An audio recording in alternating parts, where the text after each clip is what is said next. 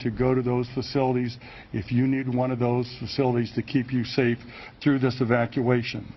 The recommendations for supplies and what to bring to the shelter are online. We'll go over that internet address at the end of this press conference. But again, we're encouraging residents to bring what they need to be comfortable, including medications, to the shelters. A great deal of focus during this preparation has been on our low-lying, flood-prone coastal areas, but we want to encourage our residents throughout the county to maintain their vigilance on this storm. As you can see, it's just now beginning to make its expected turn to the north. How it makes that turn and how it proceeds up the coast is yet to be determined. It won't take much of a deviation in the currently projected path to bring it online. Currently, as we see here today, St. Johns County is anticipated to experience hurricane-force winds, at least along the coastline. So please remain vigilant. A couple of items that we've had questions on, and we want to make sure the community understands. The county has opened the county fairgrounds to receive boats, RVs, travel trailers, any kind of vehicle that people are trying to get out of flood-prone areas. So at no cost, you can relocate to the fairgrounds immediately. We're not encouraging people to stay at that location because those vehicles are not safe should we experience high winds. Water service to the barrier islands will be on as long as we feel it's safe to keep our personnel in that environment. If the islands become unsafe, it's unsafe for utility operators to be on the islands, we will have to shut the water down. We're hoping that we will not have to do that. Regarding swimming, surfing, and casual observations along our coastline, the surf that we're anticipating is of a magnitude that probably hasn't been seen in this county's modern history. We're encouraging people to stay out of the water and away from the water. Our first responders, our lifeguards, are not on the beaches at this time. They're addressing other more serious matters. The bridges to the islands will remain open as long as they're safe to be open. The sheriff will comment on that in a moment. The general rule has been that the Florida Department of Transportation will shut the bridges when sustained winds exceed 40 miles an hour.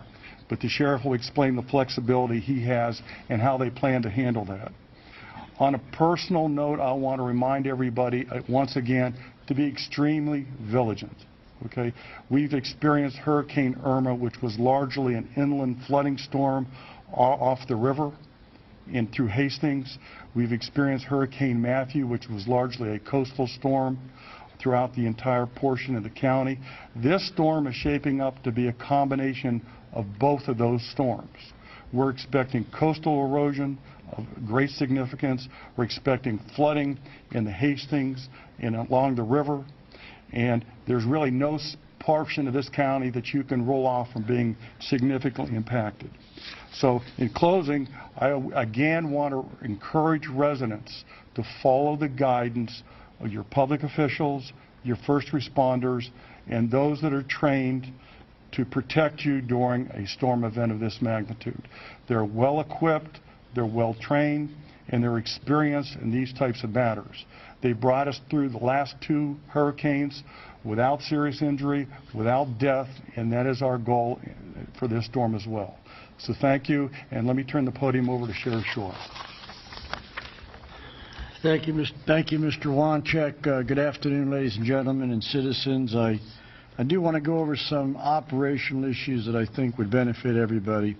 Let me first begin by saying our operations tempo. When I say our Hello, I'm Action News Jax Chief Meteorologist Mike Burrish along with Stacy Garvilla as we continue to track Stacy Dorian, a powerful hurricane, but if you're going purely by the numbers, not as intense, of course, as it was at this time yesterday or last night for that matter. Yes, but we have all kinds of updates to bring you up to speed on and give you what you need to know. Right, we're going to narrow this down to when you can expect the strongest winds, where this storm is headed, of course, and it's a powerful hurricane, yet it's just not quite as intense as it was late yesterday, last night when it really peaked and into this morning. I mentioned much of last night and into this morning that a perfect storm like this, so to speak, where it's a Category 5 hurricane and had that such a eye wall and severe wind of gusts more than 200 miles per hour. It's very difficult for that to maintain itself for really very long. As long as it did is remarkable. The other big deal here is this is Grand Bahama Key right here, Grand Bahama Island, and that eye has been somewhere on that island since 9 o'clock last night. Just imagine the devastation, the roar. The winds now at 145 miles per hour. We'll have new numbers out from the National Hurricane Center within the hour, but this is a 4 p.m. update for the location and the intensity, and the pressure has continued to slowly go up, an indication of at least a hurricane that's no longer strengthening. It's certainly obviously still powerful. It is still producing a lot of heavy rain and wind and wave action over the Bahamas, still well to the southeast of Daytona Beach and several hundred miles southeast of our coastline. Visible satellite photograph, look at that swirl here with the eye. There's Freeport, which has been hit hard too all night and through the day today, though the eye wall technically never did get to Freeport, and that forecast movement, which is once again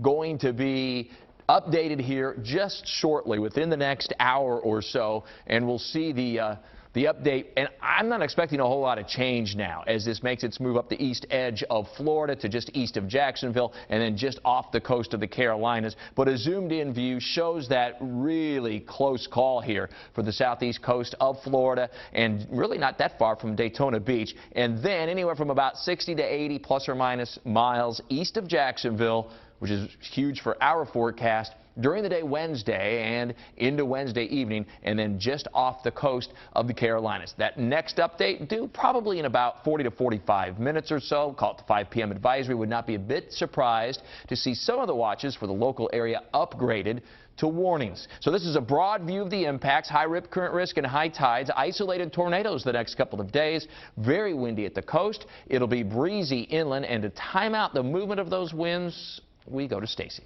All right, thank you so much, Mike. And here's the thing, we've already been dealing with some of those showers, some gusty showers. It's been very breezy out there. This is still not associated with Dorian. We just showed you where Dorian is located right now, but let's let you know when you can actually start to feel some of the tropical storm force winds from Hurricane Dorian. Here we go. This is about a Wednesday at midnight, and you can see some of these tropical storm force winds will start spreading in from the south and east into portions of St. Johns County, so St. Augustine, southern portions of Duval County here, especially at the coast. Where you're seeing this yellow, this is indicating those tropical storm force winds, so over 40 miles per hour. Heading into Wednesday at about noon, this will start to spread farther to the north, so that will encompass a few more areas, especially along the coast, really to about I-95 or so. That's where we'll be feeling some of those gustier tropical storm force winds as we continue throughout the day on Wednesday. Here's about 5 o'clock, and notice, I'll move out of the way so you can see, the strongest winds will still be near the eye wall of Hurricane Dorian, so that's keeping it offshore. We're not expecting hurricane force winds right at the coast, but we will see some stronger tropical storm force winds throughout the day on Wednesday, especially along our coastal areas, even into late Wednesday and early on Thursday before Hurricane Dorian starts to pull on out of here. We'll give you some more specifics of timing for your area. We have downtown Jacksonville starting about 7 o'clock Wednesday morning and continuing through about 8 o'clock in the evening on Wednesday. So you're mainly looking at the daytime on Wednesday. For Jacksonville Beach, that'll start a little bit earlier, 6 o'clock in the morning, give or take Wednesday, lasting through about midnight, so lasting a little bit longer there. Ponte Vedra Beach starting at about 5 o'clock in the morning and ongoing through Wednesday evening. For St. Augustine, it looks like your window here will be about midnight Wednesday and to about 10 o'clock in the evening on Wednesday. For Fernandina Beach, early Wednesday morning, lasting through about midnight. And for those of you in the Brunswick area, those tropical storm force winds could start for you anytime around noon on Wednesday, lasting into the early morning hours of Thursday. Of course, Mike has a lot more about Hurricane Dorian now. Yeah, Dorian continuing that movement, just edging to the northwest, and those new numbers to be out with an updated track from the Hurricane Center soon. But remember, it had to start this process of slowing way down before it can make the move northwest and to the north, which is encouraging and keeping it at least a little bit east of Florida. More in just how much rain you can expect and more on the winds and the storm surge in another full first alert forecast in about 15 minutes. And right now, tens of thousands of people in our area live in zones that are under a mandatory evacuation. All right, so now we're going to take you county by county to show you those areas, and then we'll show you exactly how to go online to figure out what zone you live in. You may also learn that you don't live in an evacuation zone at all. So starting with Duval County, there are 6 types of evacuation zones, A through F. The areas under a mandatory evacuation are the zone here in red, which is along the coast and next to rivers and bodies of water that flood. Zone B is highlighted here in the orange. Also being told to evacuate in Duval. That's also near the water. For the time being, the other zones are not being told to leave. If you live in St. Johns County, listen up. So zones A and B are also under a mandatory evacuation, and that's also the red and orange areas near bodies of water. Clay County, mandatory evacuations begin at 3 p.m. tomorrow for zones A and B. Officials say people living in those low-lying areas and vulnerable homes should also leave. Let's shift to Nassau County now. It does not have a zone B, but officials are asking people in zones A, C, and F to leave, and we have them highlighted for you here. In Putnam County, all of the areas in the red zone of Zone A are under an evacuation. In Georgia, evacuation orders are in effect for those coastal counties for anyone who lives east of I-95. And in our area, that includes Camden and Glenn counties. So if you're trying to figure out how do you find out if you live in an evacuation zone, where every county has their own website where you can get that information, but we made it easy for you. We put it all on actionnewsjax.com, and once you're there, you'll see our main area for Dorian coverage. And you can find the link here that says evacuations. Look up your evacuation zones. I just clicked it here. And then once that page loads, there's going to be a special screen up here with a search bar, and then you just go from there. Type in your address, and you can fill out that information. You see it right here. Just put your address in, and then once your area is shaded, you'll find out if it's in the red zone or orange zone. You'll know if you need to leave, but it's pretty simple. And this page also has links to the various counties on each website. This is the state site, but we also link you to your individual county. So actionnewsjax.com, you'll see it right on the front page.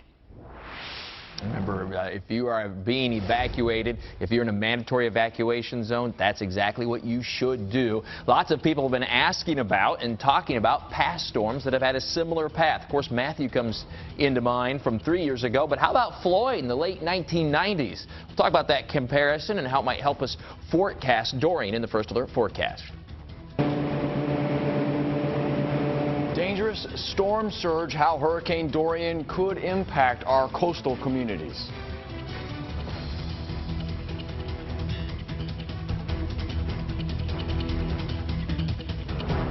The First Alert 7-day forecast. On air, online, and on the go. Brought to you by ViStar. If you believe that having a live help call center that's open every day of the week is better, join ViStar. Change your life today at St. John's Vein Center. Dr. St. George has dedicated his life to vascular medicine and has performed over 40,000 procedures using the latest technology. For a limited time, we're offering free screenings. St. John's Vein Center. As Hurricane Dorian moves closer, we realize this can be a nervous time for all of us. All the info we need and no hype, exactly what we've come to expect from First Alert Weather. But our team of certified meteorologists at Action News Jax has been through this before. You tracked Matthew right when others had it wrong, and you tracked Irma right. Our mission is to keep you calm, safe, and updated round the clock. I know that you'll stay ahead of the storm.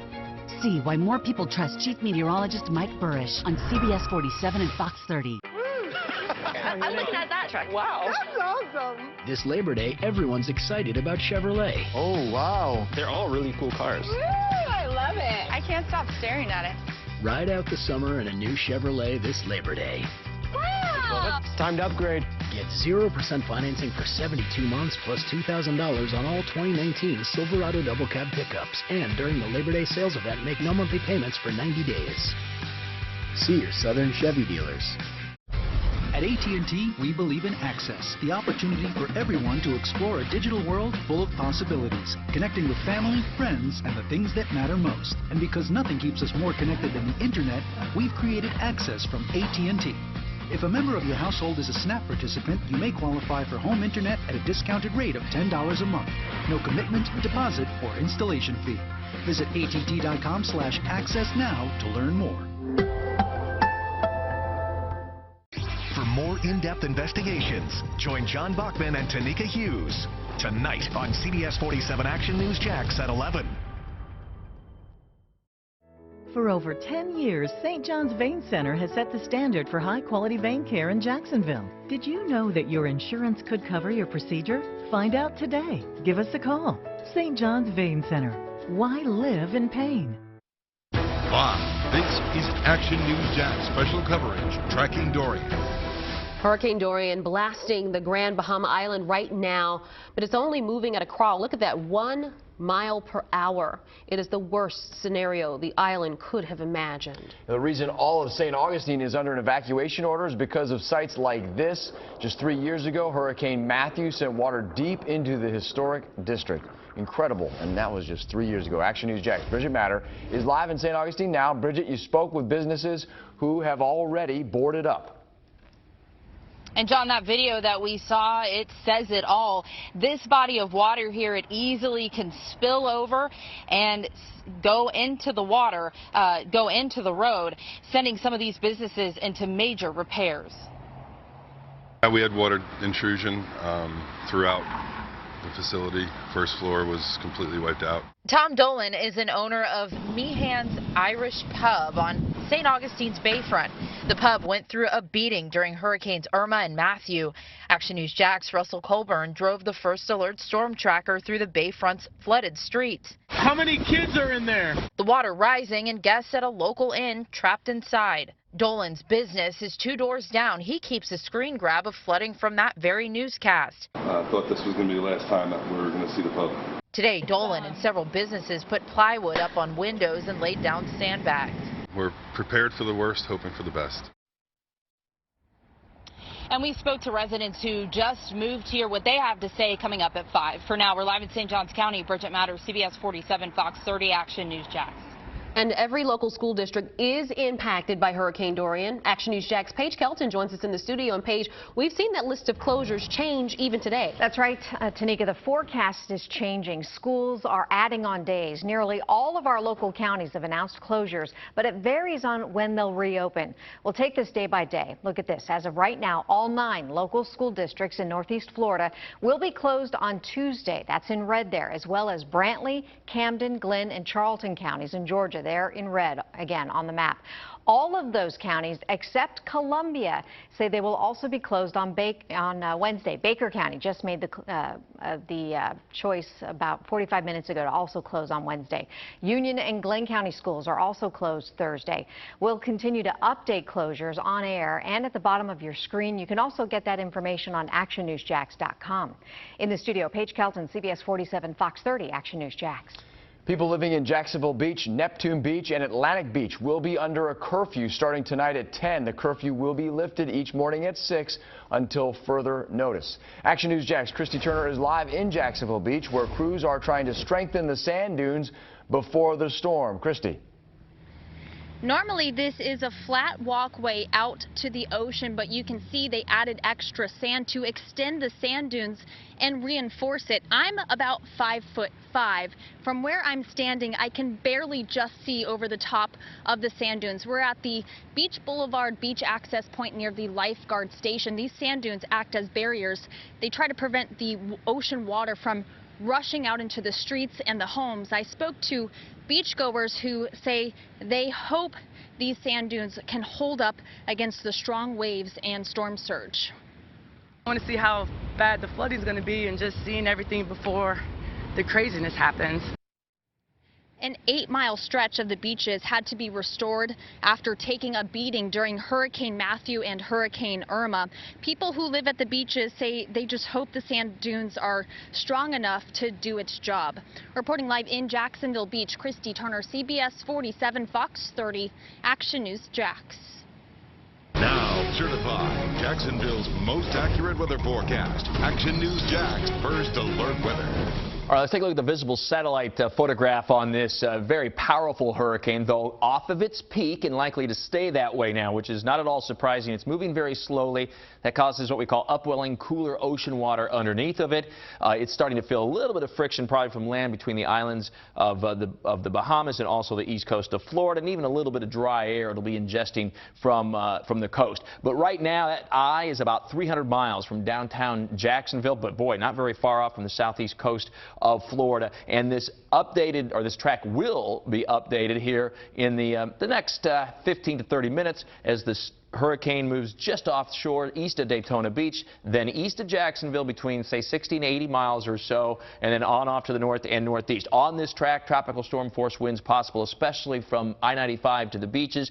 There'll be some heavy rain at times as well, and an isolated tornado threat. That next advisory coming in here pretty quickly at about 5 p.m. or so. Now, a lot of people have been asking and talking about the differences between storms over the last few years versus what we have with Dorian. And that's a good question, and it's a logical question. You can see the lines here. Let's go ahead and take this full, and I'll go ahead and show you at the wall what I'm talking about. I think it'll be a little bit better illustration of this. So the Matthew is the one that virtually everybody remembers, going back to, if you've lived here long enough, 3 years, just 2016, and there's the track of Matthew. But if you've been here even longer, 20 years ago, Hurricane Floyd. Remember that massive evacuation? Well, it was further off to the east.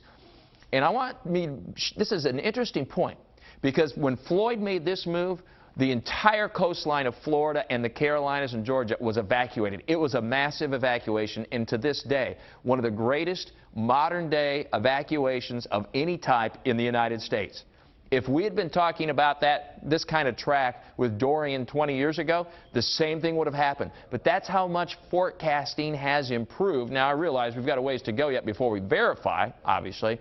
But otherwise, we would have already had a mass evacuation of the entire southeast coast like we did in 1999. We haven't had to do that this time around. Yes, there have been evacuations, but not at the scale of Floyd, which was an unmitigated disaster. I think most people would agree, back in 1999. So there are some similarities. All those storms, including Dorian east of Jacksonville, Cat 2s or 3s, depending on the storm and the timing, and a true beach beating. Those are the similarities. The differences, well, Dorian was a Cat 5 for a long time. It will have very big waves at our coast, perhaps 20, 25 footers breaking at the beaches. Close to Matthew's track and west of Floyd, so a little bit inside of Floyd's track. The storm not quite as wide, Dorian, yet, but that may be changing. So remember, today, this evening, tomorrow, secure your outdoor patio furniture, anything else that may fly around during high winds. Check your preparedness list. Clear storm drains, gutters in the road, make sure those are good to go. And heed evacuation orders. If you're in a mandatory evacuation zone, that is exactly what we want you to do. So how about breaking it down area by area across our Jacksonville, Northeast Florida, Southeast Georgia, Stacy? Well, here we are looking at our coastal impacts, our coastal communities here, really from Brunswick all the way to St. Augustine, Butler Beach. You're looking at the potential of seeing winds anywhere between 30 and 50 plus miles per hour. Now, some of that does, of course, include some of those wind gusts. Waves anywhere from 15 to 20 feet plus. So waves will be a big deal there at the coast, and the storm surge, of course, anywhere from 4 to 6 feet there. Rainfall amounts ranging from about 5 to 7 plus inches there. We'll take you to inland portions now. I-95 to Highway 301. We're looking at anywhere from 20 to 40 plus mile per hour winds, so not quite as strong as right at the coast, but still something to pay attention to. The river surge anywhere from 2 to 4 feet. That will include some river and creek flooding there. Rainfall amounts at about 4 to 6 plus inches. We take you inland, so this includes Columbia County, Union, Bradford, Baker counties. We have anywhere from 15 to 25 plus mile per hour winds. That rainfall in the 1 to 3 inch category. And coastal Georgia, we're also going to be seeing 30 to 50 plus mile per hour winds. Mike? We'll continue to track Dorian. The new numbers coming in from the National Hurricane Center any moment with an updated track. Should be out in the next 15 minutes. All right, coming up at 4:30, protecting the Marina. The steps folks in Nassau County are taking to prevent damage after learning tough lessons from Matthew. Plus, hundreds of thousands of local families right in the path of a potentially dangerous storm surge. One of the most frequent places in the Atlantic Basin where hurricanes go is actually about 100 miles offshore of Jacksonville. Action News Jax takes you inside a Category 5 hurricane simulator to show you how Dorian could impact us. Any burger can come with cheese, but how about some melted pimento cheese? The caviar of the South, with bacony, crunchy goodness layered on top. The Cheesy Crunch Burger, with fries or tots for $7.99 at Ruby Tuesday. Have both Medicare and Medicaid? We can help you get more health care coverage at no additional cost. WellCare health plans are designed to give extra benefits to people who have limited income or resources. Many of our plans combine Parts A and B, hospital and doctor coverage, and your prescription drug coverage into one plan at no extra cost. Take advantage of zero or low monthly plan premiums and zero or low copays. With a Medicare Advantage plan from WellCare, you get more benefits than with original Medicare.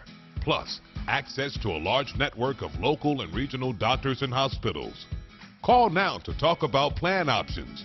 We can answer questions and help you enroll over the phone. Call 1-866-625-1487. That's 1-866-625-1487. When you're raising kids, life can be full of surprises, but you can always count on Wolfson Children's Hospital to be there for you. That's why we partnered with Action News Jax Family Focus, because no matter what happens, family comes first. Do you know with teeth on the day, all on fours or hybrid techniques, you only get a temporary set of teeth and then many visits, and months later you finally get permanent teeth. With the D5 Ultra Express, you can really have permanent teeth in 24 hours. Call us today for your free consultation. How committed are we to keeping you safe in a storm? When you see this on the road, you know we're serious about our weather coverage. The Action News Jax First Alert Storm Tracker. Serious about technology with radar equipment right on board. Serious about giving you the most advanced notice of an approaching storm. Because no one can take you closer to severe weather than we can. The first and only Action News Jax and First Alert Storm Tracker. Your safest place to be during a storm. If you've been injured, call Harrell & Harrell. 24 hours a day, 7 days a week. No matter what time you call, we will be there for you. Call us. 251-1111. Harrell & Harrell. Don't settle for less than you deserve. Try one of our new delicious classic twists, a Honey Crunch chicken sandwich or a Cheesy Crunch burger with fries or tots for only $7.99. Wait, $7.99? Now that, my friend, is a twist. Try them today, only at Ruby Tuesday. This is Action News Jax special coverage tracking Dorian. Powerful Hurricane Dorian continues to batter the Bahamas, and it projected to leave more damage along the Florida coast. The video of the damage we're seeing from the Bahamas really, quite frankly, is just horrific. Look at the high water levels. This is in Freeport. You can see it's right up to the roof of that home. We've seen video of folks hiding in the attic of homes, and the water is lapping up underneath the attic. And what it's doing to these homes is also doing to cars. Finding transportation after the storm passes is going to be very difficult in the Bahamas. Of course, there's going to be debris all over the roads along with everything else. And so it is really pummeling the Bahamas right now. So our thoughts and prayers with everybody down there. This is special coverage of Action News Jax at 4:30. I'm John Bachman. I'm Tanika Hughes. Let's get you caught up on the very latest with Hurricane Dorian. It's now just over 300 miles away from Jacksonville. The storm is moving at just 1 mile an hour with 150-mile-per-hour winds and is sitting over the Bahamas, as you just heard John mention. More mandatory evacuations are being announced in several local counties, including Clay County now. Action News Jax has complete live team coverage. Our crews are all over the area detailing storm preparations, evacuations, and closures. But we're going to begin, as always, with First Alert Chief Meteorologist Mike Burrish. He's tracking Dorian for us, and we're waiting for those new numbers. Yeah, and those new numbers are going to be out here any minute, within the next 10 to 15 minutes anyway, more than likely. Although, there'll probably be a little bit of massaging of the numbers, if you will, and the watches and warnings. And because of that, typically there's a little bit of a delay. So I would expect to be a little while, maybe 4:50 to 4:55 before the complete advisory is out. I would also expect to see the winds slowly continue to come down, although still very, very powerful. Category 4 hurricane. The pressure has continued to go up a little bit. Remember, last night the pressure, when it was such a remarkable, intense hurricane, the pressures were down around 910 millibars, give or take. So it certainly has come up a little bit, and so we're starting to see a little bit, at least, weakening, although I hesitate to use the term weakening because it's still a powerful, powerful hurricane and churning here, just starting to hopefully leave Big Island, the Big Island here, great island of Bahamas here.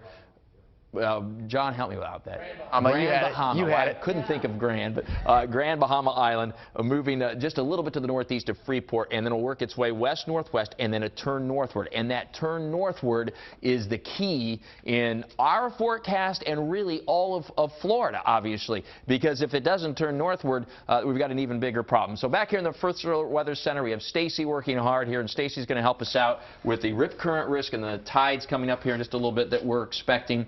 In the First Alert Weather Center, we are busy continuing to go through the data, get the graphics going, and updated. And you can see there's Jacksonville, 300 miles to the southeast is the eye of the hurricane. And this is that the track map that will be updated here shortly. And you can see the cone, at least, does not include nearly as much of the area as it did. That's that area of potential error when you're forecasting a hurricane that can be pretty significant, obviously, given the width of that cone. And then on up into parts of the Carolinas as we get into about Wednesday given time during the hurricane and tropical storm force winds, and then the hurricane being offshore, and the color coding obviously correlates with the key here. So I'm going to take you right into downtown, and this is the St. Johns River, and you can see the storm surge is not forecast to be particularly significant in most areas, but certainly the tributaries have some 1 to 2 foot storm surge, and keep in mind there's some wave action to go on top of that, but this is not.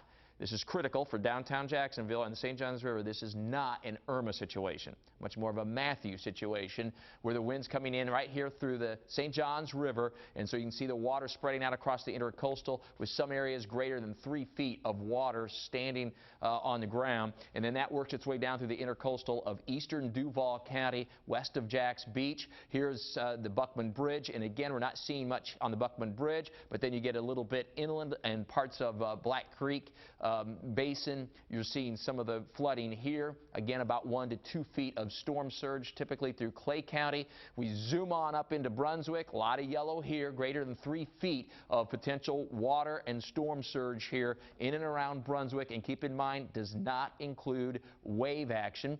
Eastern parts of Camden County, plenty of flooding expected along parts of the rivers and intercoastal here, the St. Mary's River, where you can see the blue and the yellow again. Fernandina Beach, you're looking at a good deal of intercoastal flooding, and then right at the coast with the beach. And keep in mind, when we talk about the coast, we're talking waves of perhaps 20, 25 feet breaking at our beach areas. Black Hammock Island, a lot of yellow in here. Shady Rest, Little Talbot Island, much of St. Johns County in the intercoastal in the blue, greater than a foot, and that works its way all the way down to South Ponte Vedra Beach and St. Augustine. Get into some yellow here, and this is an area that's really going to be pounded by severe wave action through St. Augustine, Volano Beach, and Anastasia. Areas hit hard by Matthew.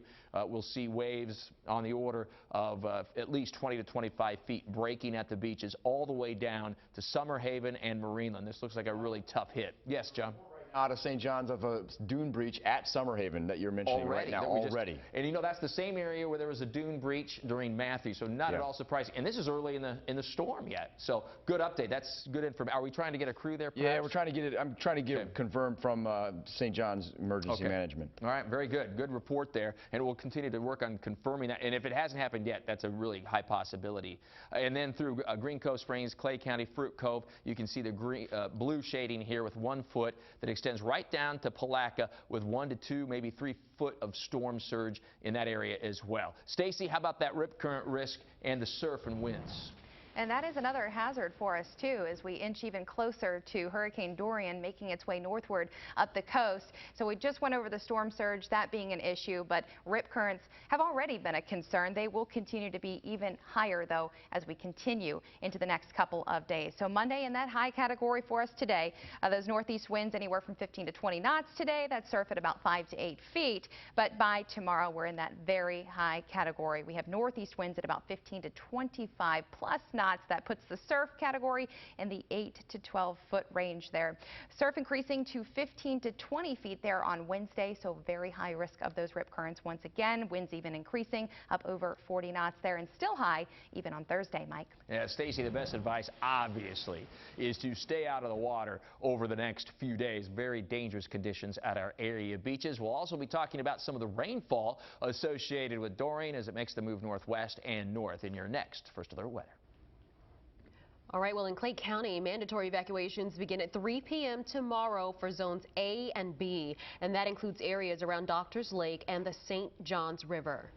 And people in low-lying areas also need to be ready to leave. Action News Jax Ryan Nelson is live in Clay County now. And Ryan, people near Black Creek are also concerned, although it sounds like may not be as bad as what we first feared. And John, the briefing here at the Clay County Administration Building wrapped up in about the last hour or so. We do have some fresh information for you guys. Here's what we learned. Clay County leaders are not expecting anything significant along Black Creek, but beginning tomorrow at 3 p.m., mandatory evacuations will be in effect in Clay County in zones A, B, low-lying areas, and vulnerable homes. You can go to actionnewsjax.com to find your evacuation zone. We also have shelter information for you, and there will be 5 throughout the county. Now, leaders also made it a point to discuss accommodations for the elderly. Those who may have trouble finding their way to a shelter can call the county's citizen administration line, where they can get more information. That number is 904-284-7703. Again, that number is 904-284-7703. Reporting in Green Cove Springs, Ryan Nelson, CBS47 Fox 30, Action News Jax. Coming up new at 5, a force of nature impacted by a force of nature. The changes that the Jaguars are making because of Dorian. Surge how Hurricane Dorian could impact our coastal communities.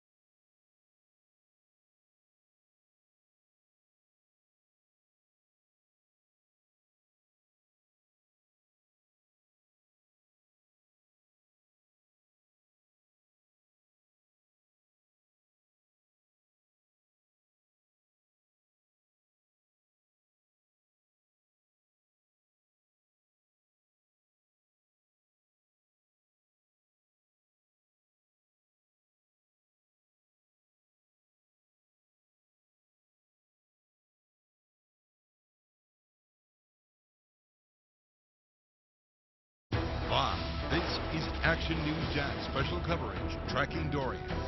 All right, mandatory evacuations in several local counties now in effect in Nassau County. Take a look at this map of these evacuation zones. Officials asking people in zones A, C, and F to leave. You can find out what zone you live in by visiting actionnewsjax.com. Tanika showed us how a few minutes ago. A local marina is still recovering from Hurricane Matthew damage nearly 3 years ago. And yes, it's been closed ever since. Action News Jax Amber Kriska is live at the Fernandina Harbor Marina. And Amber, the marina is supposed to reopen in October. Hopefully Dorian doesn't delay that.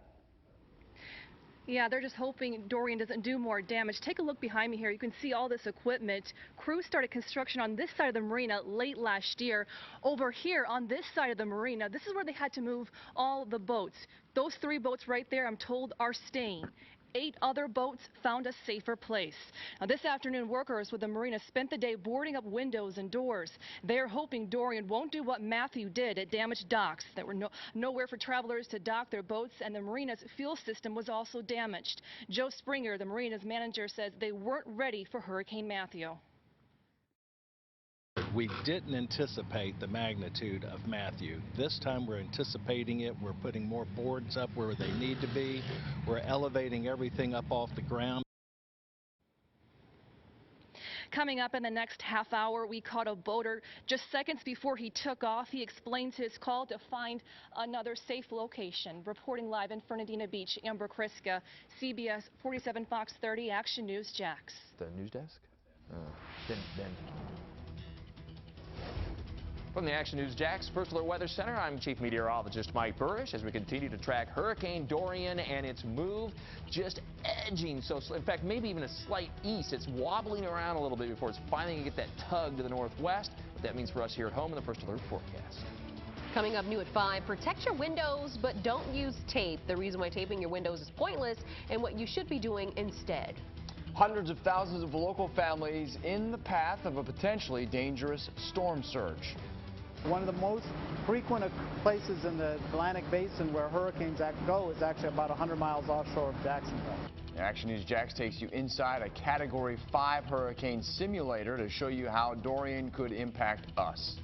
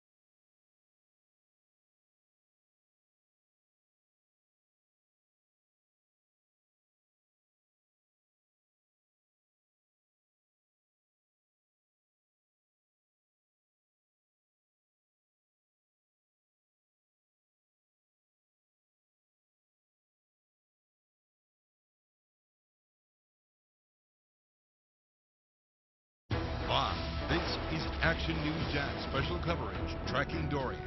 I want you to look at this new video from Summer Haven, Florida. This is from the Matanzas Inlet Facebook page. I've shared it on my Facebook page as well, John Bachman, Action News Jax. But this is what they're saying, the first breach of a dune there in St. Johns County. Action News Jax, Russell Colburn is on his way down there to check this out for us, for Action News Jax. We're going to keep you posted with his reports. But look at this, folks. This is obviously long before Dorian even gets here, and already, at least if this is accurate, dune has been breached in southern St. Johns County. We'll keep you posted on all of that. Now, out of all the dangers hurricanes can bring, storm surges, well, it's really one of the most deadly and damaging, certainly, and hundreds of thousands of families live in the path of potentially dangerous storm surge. And that's why they've been asked to leave. Action News Jax, Lorena Inkland traveled to Miami to take us inside of the world's largest storm surge simulator. She hits the northeast, Jacksonville, Daytona, St. Augustine area. It's been nearly 52 years since Hurricane Dora hit our coast as a low-end Category 2 storm. Even though it wasn't the most powerful storm, the damage was devastating. Hurricane Dora in 1964 had water all the way past 3rd Street. Winds of more than 150 miles per hour send pounding waves slamming into this 2-story home. This is what happens inside a Category 5 hurricane. You're looking through the glass of a massive simulator built to save lives and homes. This is the largest facility of its kind in the world. We were the only local station given access to the storm surge simulator developed by the University of Miami Rosenstiel School for Marine and Atmospheric Sciences. Dr. Brian House is the director. When you turn this facility up to extreme winds, is the way that the waves are breaking and the spray is being thrown off of that. It's very different than we would have thought. Reliable information is critical for communities like Northeast Florida and Southeast Georgia. I've learned the area just off our coast is one of the most prone to hurricane activity. One of the most frequent places in the Atlantic Basin where hurricanes go is actually about 100 miles offshore of Jacksonville. All we really need to see is the right weather pattern. If a strong enough storm hits an area like Atlantic Beach, we could see storm surge of up to 15 or even 20 feet. That's enough to damage a lot of the homes we see on the coast. Because of the St. Johns River being closer inland does not mean that you're safe from the storm surge. These markers near the Jacksonville landing show just how high the water could get. I'm about 5'4". During a strong storm, the water could reach over my head. It would only take hours for water to reach deep into our local communities. Studying how wind and water interact helps us understand the real-life storms. Working with the first responders is one of the things that we're hoping to develop further, because yes, they're very dependent on having good information. Having the most accurate forecasting and information right now will save lives when the next storm comes. Lorena Inkland, CBS 47, Action News Jax. Now certified Jacksonville's most accurate weather forecast. Action News Jax First Alert Weather. We start out in the First Alert Weather Center, and because I'm sitting down because I get to sit down about 1 to 3 minutes about every 2 to 3 hours in this kind of situation. So why not just start out sitting down for the full weathercast, right? We have a Category 4 hurricane. The brand new numbers have just come in, so we were working on these graphics right here in the weather office. And Hurricane Dorian, not a lot of change in intensity. Winds at about 145 miles per hour. The pressure's about 940 millibars. That has not changed a lot. And the storm is about 300 miles or so to the southeast of Jacksonville. It is stationary. It is not moving. And that's one of the big problems for the Bahamas. I mean, goodness, what a horrific setup for the Northwest Bahamas. So let's go on out here to the big board, because now we're going to look at that actual track that's been updated by the National Hurricane Center here, and this will give us a really good idea of where the storm's going and any changes that have been made, and it's not much. Category 3 hurricane just a little bit to the east of Jacksonville, very close here for Cape Canaveral and Daytona Beach as a Category 3, and then it becomes a Cat 2 and heads up off the coast of the Carolinas. So let's go to an even bigger, better screen and monitor when we talk about zooming in on the path of the hurricane. So there it is at 2 o'clock tomorrow morning, making that really uncomfortably close pass to East Florida and Cape Canaveral, Daytona Beach. But look at the cone now. No longer includes any of Northeast Florida and Southeast Georgia. It is hugging the coast. That's good news. That means increased forecast confidence, and there it is, about 80 miles east-southeast of Jacksonville at its closest approach, and that would be at 2 o'clock in the afternoon on Wednesday. That's not a lot of change. So it hasn't really changed the impacts for our local area. A lot of wave action at our area beaches. This is indeed a beach beating for our coastal areas, inland spots. Not so much a big deal, especially once you get out to Highway 301 and west. Virtually no problem at all. And then off the coast of the Carolinas. So the overall impacts remain. High rip current risk, high tides, flooding, beach erosion at our beaches, some flooding along the St. Johns River and its tributaries, isolated tornadoes at any time, could even occur today and tonight, but especially tomorrow night through Wednesday about midday. Windy at the coast, and it will be very breezy inland. Specific timeline for these impacts with Stacy. All right, Mike, thanks so much. I'm just going to join you here right now. And I want to explain what you are looking at here. This is the tropical wind timeline. And notice that this is Monday through Friday. So really we're looking at that Tuesday into Wednesday time frame as Hurricane Dorian nears the area. And you can see mostly red here. That's tropical storm force winds. The white is hurricane. We might get a couple of hurricane gusts in areas like St. Augustine, but for the most part, we're looking at only dealing with tropical storm force winds because of where Hurricane Dorian is supposed to be tracking through. And it does look like we'll start to see some of those tropical storm force winds begin as we head into very late Tuesday, early on Wednesday. Some of the areas at the coast will have that longest duration of those tropical storm force winds, which really only look to span a day or so. And starting early on Wednesday for areas like Jacksonville, Jacksonville Beach, Mayport, St. Augustine Beach, Fernandina, Brunswick, St. Simon's Island, and just because it will be tracking to the north, it means we'll start to feel some of those tropical storm force winds first at the coast and across areas like St. Johns County, so St. Augustine. Again, I want to point out the red is showing those tropical storm force winds. That's mainly what we're going to be impacted by. The white right here is the potential for a few hurricane gust winds. Now, hurricane gust winds could mean a gust to about 74 miles per hour or higher, but for the most part, we're looking at tropical storm force winds which span 39 miles per hour up to about 73 there. I don't think we're going to see the higher end tropical storm force wind gusts for a lot of folks, but of course we'll continue to fine-tune that forecast as Dorian continues to slowly track off to the north. Mike? So, Stacy, the story is, again, a beach beating, and it's we haven't changed that that mantra, if you will, for several days now. This is going to be really serious for our beaches. We're already starting to see that erosion, and the worst of the waves have not yet arrived. And there it is one more time, just to reiterate, offshore about 80 miles to the east of Jacksonville, 2 o'clock Wednesday afternoon, Category 3 hurricane. John, Tanika? All right, Mike. Preparing for disaster, the steps you need to take right now to protect your home.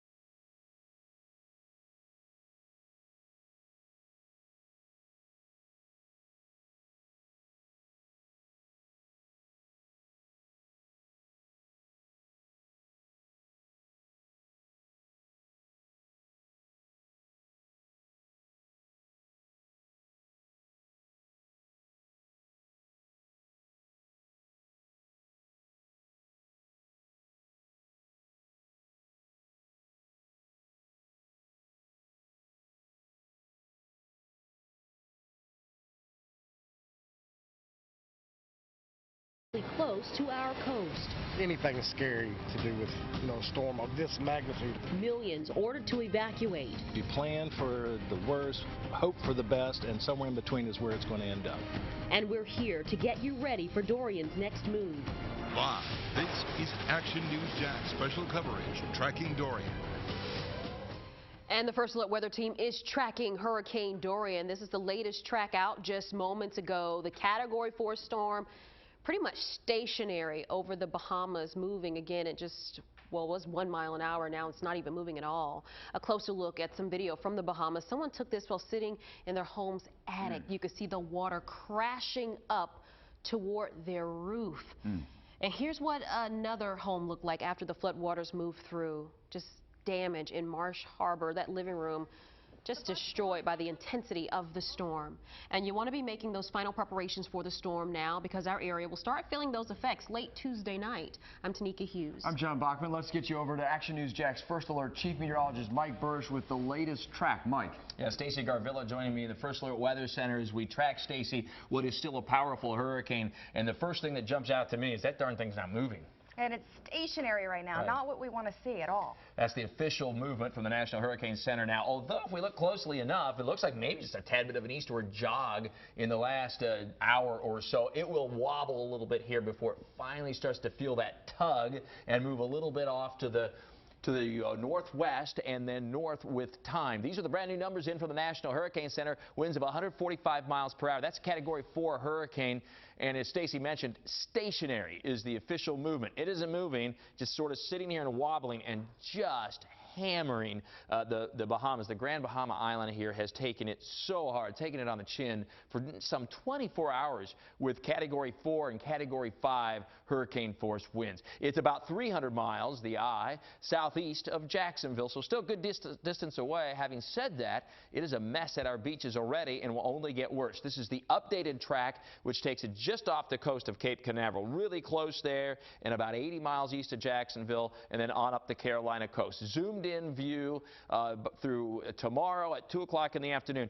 It's really about midday tomorrow into the afternoon when it starts to feel that tug that finally takes it to the northwest and pushes it northward. So 2 o'clock in the afternoon on Wednesday, now we've got a Category 3 hurricane, and at that point it is about 80 miles to the east of Jacksonville. So that eye, Category 3, 80 miles east of Jacksonville. The wind field of the hurricane force winds would generally be offshore, but darn close, and tropical storm force winds up and down the coast. And realize another piece of good news here, the cone is no longer including any of northeast Florida and southeast Georgia. So in summary, in general, your local impacts are really at the beaches and the coast. High rip current risk, high tides, isolated tornadoes could occur just about anywhere though. Windy at the coast, and it'll be breezy inland. Let's time out those winds, Stacy. All right, and beaches and the coast are really where we're going to feel the brunt of the tropical storm force winds too. And with the storm still expected to be a Category 3, about 80 or so miles off of our coast, that is mainly going to keep us in that tropical storm force wind category. So not so much dealing with hurricane force winds. That'll stay offshore. But we are looking at a time frame of anywhere from about late Tuesday, early Wednesday, spreading into St. Johns County there early Wednesday morning, lasting through the day Wednesday into early on Thursday. So about a good day or so of those tropical storm force winds, which are 39 plus miles per hour, and that will continue to move off to the north and west, including areas like Brunswick too, as we head into about the mid-morning hours there on Wednesday. So you're looking at late Tuesday into Wednesday for mainly the coast and the beaches, dealing with some of those tropical storm force winds getting pretty gusty. Could see some isolated gusts up over 60, maybe closer to 70 miles per hour. That would mainly be for areas like St. Johns County, so St. Augustine. Mike? Stacy, the upshot is we still have a good 24 hours to get ready and to evacuate. Remember, the evacuation, the mandatory evacuation in many cases went into effect at 8 o'clock this morning. That doesn't mean you had to get up, get out of the house by 8 o'clock in the morning. It means you need to get out in a timely fashion through tonight and tomorrow, as long as conditions allow and the bridges are open, and they are and will be for a while yet. As the hurricane continues to turn to the south and east, you've got about 24 more hours, and then by tomorrow evening we want you in your safe place, ready for those stronger winds, the heaviest forest rain and the isolated tornadoes. John, Tanika. All right, let's get you caught up with the very latest on this storm. Right now, there are mandatory evacuations in 7 local counties. There have been several more school cancellations, which we will break down for you in a few minutes. Our area is expected to feel tropical storm force winds by Wednesday. Action News Jax has team coverage from up and down our coastline. Let's begin with Action News Jax' Danny Bozzini, where neighbors are preparing for flooding at Davis Shores in St. Johns County. Yeah, we've been here in Davis Shores and Villano Beach pretty much all day, and we've seen a number of homeowners boarding up their windows and doors. If you take a look behind me, you can see this 3-inch plywood being used to board up the garage doors. People tell me they're just not taking any chances this time around. For the first time, longtime Davis Shores homeowner Rick Hernandez is boarding up his home ahead of Hurricane Dorian. I am putting up plywood and silicone, 3/4-inch plywood with frame, 24-inch on centers, 4 foot high for the garage. The doors will just put 3/4-inch plywood and silicone both sides and see if it works. He says he's learned his lesson after Hurricane Matthew completely gutted the inside of his home. It flooded the garage and the house. We had 11 inches in the house. Nearby neighbors aren't taking any chances either.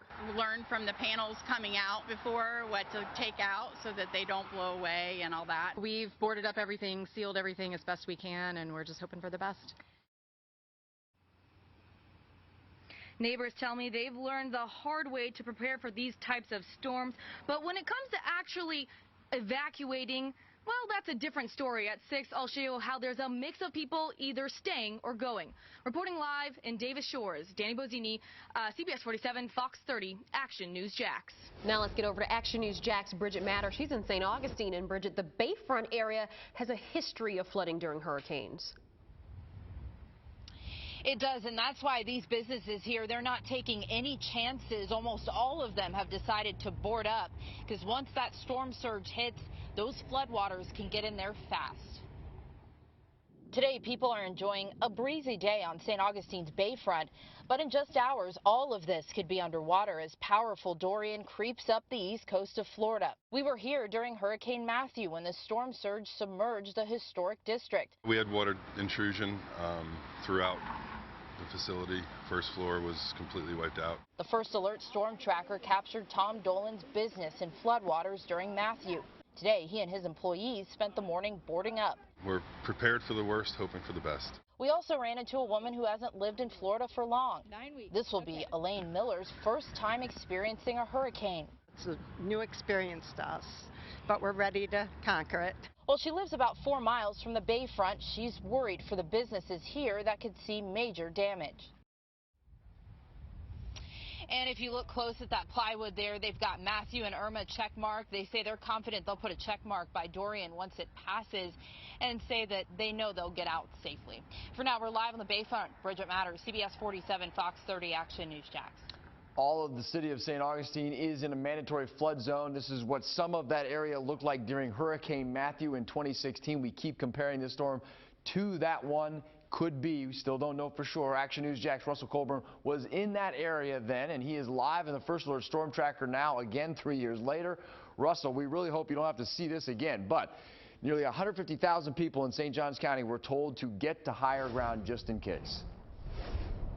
Yeah, that's right. We have a mandatory evacuation for zones A and B, which of course does include the city of St. Augustine. Right now we're driving along A1A, which is the popular evacuation route for this area. We do understand there may be a dune breach in the area of Summerhaven, so we're going to go check that out. But if that's the case, bad news for the residents in that area, which could see water in on their homes and streets. And we've been showing you this video from when we were in the First Alert Storm Tracker. This is a fortified Jeep that is meant to withstand this kind of weather, so we drive it into some of the hardest hit areas to show you what we're seeing. And we, of course, have those now iconic images of the water pouring over the seawall in the city of St. Augustine. And within the last hour, we got done with a briefing with county officials in St. Augustine, just telling people to be vigilant, be prepared. The sheriff said to plan for the worst case scenario. And we were there and we asked about what we learned from Matthew, and when we saw the people who in the Davis Shores area, for example, lost their homes. Really pay attention to what this storm is doing. I think in all likelihood those same areas are going to be inundated. To what extent, we don't know, but I would anticipate the worst quite. And so you should continue to follow First Alert Chief Meteorologist Mike Burrish and the entire weather team as they keep you prepared for all of this. Again, the sheriff saying for people to plan for the worst case scenario. Also of note, the only special needs shelter, people with special needs are encouraged to go to Passetti Bay Middle School here in St. Johns County. Reporting live, Russell Colburn, CBS 47, Fox 30, Action News Jax. And we will check back with Russell as he gets to Summer Haven to check out that potential dune breach that we have video of. Local evacuation orders got underway today at 8 this morning. That means hundreds of thousands of people should be on their way to safer areas. In Duval County, if you live in the red or orange areas, you need to get out. That's near the St. Johns River, our coastal communities, and the areas along the Duval-Nassau County line. Now, this map highlights the mandatory evacuation zones in St. Johns County. And this afternoon, evacuations were put in place for neighbors in Putnam County. Action News Jax Phil Amato shows you how to find your flood zone before the storm hits. It's important to know what your evacuation zone is, so we've made it very easy to find your evacuation zone. It's something everyone should know or find out now that evacuation orders are in place. Just go to the actionnewsjax.com hurricane page and scroll all the way down and plug in your address right there. I want to show you a bit closer what it looks like now. Now, this is at the Atlantic Beach City Hall address, 800 Seminole Road. You see it there in orange, which means it's in a mandatory evacuation zone. Red and orange is what we're looking for here. Meanwhile, in St. Johns County, let's take a look at the area near the Castillo de San Marcos in St. Augustine. Folks who live in zones A and B there must evacuate, and you see that area is evacuation zone B, so those folks need to go. And people in zones A, C, and F in Nassau County are under a mandatory evacuation order. We put in an address on Center Street there. That's zone A, which is one of those 3 areas in an evacuation zone. So again, go to actionnewsjax.com to type in your address and see if you live in one of those mandatory evacuation zones. In the studio, Phil Amato, CBS 47, Action News Jax. Every local school district is impacted by Hurricane Dorian with several closures. Action News Jax Paige Kelton joins us in the studio. Paige, you've been keeping us updated on them, and it's important for parents to stay connected because this list just keeps changing. That's right. Just in the last 30 minutes, 3 local districts have announced more changes. As the storm nears, local leaders are making some adjustments to the schedule. Nearly all of our local counties have announced closures, but it varies on when they reopen. Let's take this day by day. As of right now, all 9 local districts in Northeast Florida will be closed Tuesday, as well as Brantley, Camden, Glynn, and Charlton counties. They're in red on this map. All of those counties except Columbia County will also be closed on Wednesday. Pierce and Ware County, Georgia are now closed Tuesday and Wednesday. And Union and Glenn County schools are also closed Thursday. Camden County was just added to that list about an hour ago. We'll continue to update closures on air on the bottom of your screen. You can also follow me on Twitter at Paige AN Jax for instant updates. Paige Kelton, CBS 47, Fox 30, Action News Jax. Action News Jax, Chief Meteorologist Mike Burrish, and an update on the warnings that are in effect, too. Now, a hurricane warning has been issued for St. Johns County. It's a tropical storm warning for Clay and Putnam County. Still watches for the moment for Duval County, Nassau County, and southeastern Georgia that will likely soon be upgraded to warnings. Tracking Dorian and its local impacts in your First Alert forecast in minutes. Coming up, 2 stories you still haven't seen on Action News Jax. Local bridge closures during Dorian. What you need to know before you get trapped on the wrong side of town during the storm. Then, many are getting their properties hurricane ready, but they could be making a mistake. The common preparation tactics that may do more harm when it comes to protecting your home. next on Action News Jax.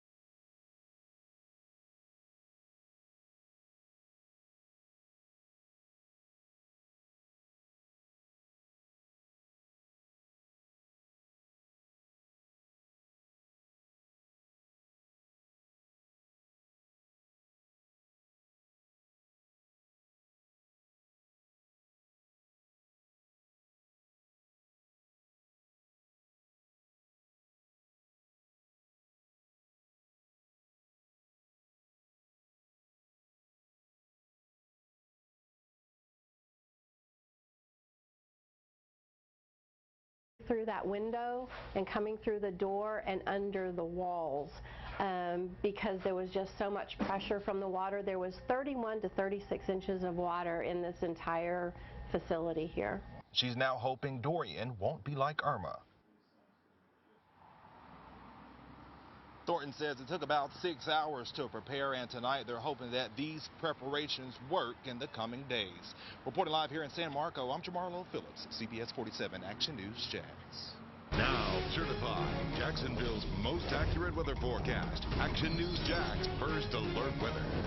All right, Mike, well, in a little more than 24 hours, we're going to start to feel the storm locally. I know you and Stacy have been breaking that out for us. Yeah, and of course, the seas and surf are already a product of Dorian, so we're starting to get some impacts at the beaches. But the true winds and whatnot, that's really tomorrow night, and particularly Wednesday, John. Storm surge warning issued for Jacksonville. We're talking about not a breach yet in St. Johns County, but overwash down in Summer Haven. So, I mean, really, it's already kind of slowly starting, right? It sure is, and we'll likely have surf pounding our beaches. That'll be double digits already later tonight and into the day tomorrow, and it only builds from there. So this is going to be a historical storm in some perspective, but at least not the kind of storm that if it had come in a little bit more from the southeast on us, you would be talking about a more direct hit. It is spending a little bit of its energy, obviously, here, unfortunately for the Bahamas, still over the northwestern Bahamas, where it has been for more than 24 hours now. And so it causes a little upwelling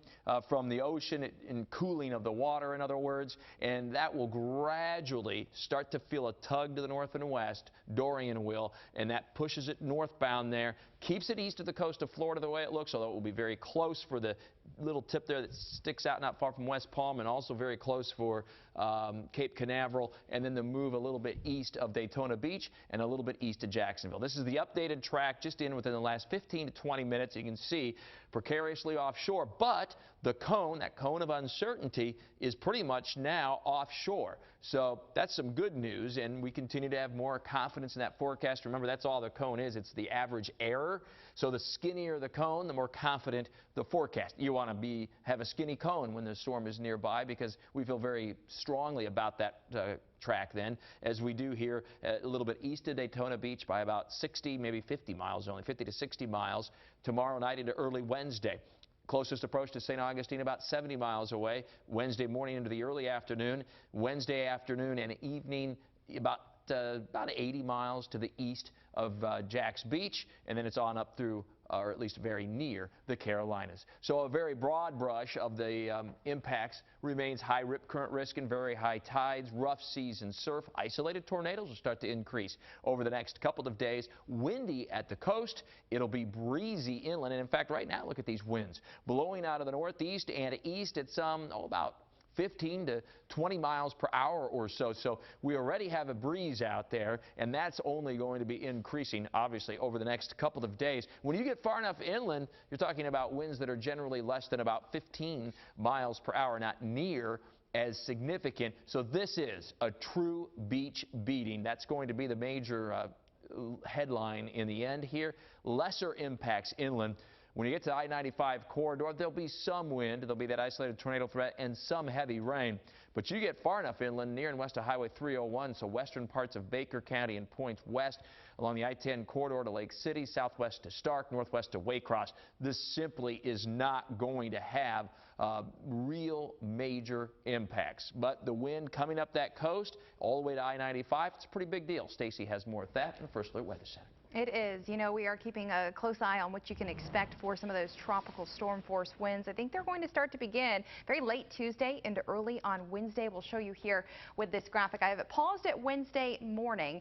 I think tropical storm force winds will start to push in early by Wednesday. Here's 6 o'clock in the morning into areas like St. Johns County. So St. Augustine, you'll be one of the first ones to start feeling those tropical storm force winds here. 6 o'clock in the morning on Wednesday, and then as the day progresses, by the afternoon, it's already far enough inland inland to reach Jacksonville, so central Duval County there, and starting to climb up through Nassau County, eventually into the Brunswick area as we head into the afternoon and evening hours there on Wednesday. You can see that the highest winds, the strongest winds, hurricane force winds, look to stay off the coast. Mike's been saying a beach beating all this time here, and it does look like we'll see some strong gusts. Now, another thing I want to pinpoint for you too is we'll initially get very strong northeast winds, and then as the storm continues to track off to the north and east, we'll get north winds, and then we'll get west winds, so the wind direction will be changing for us too.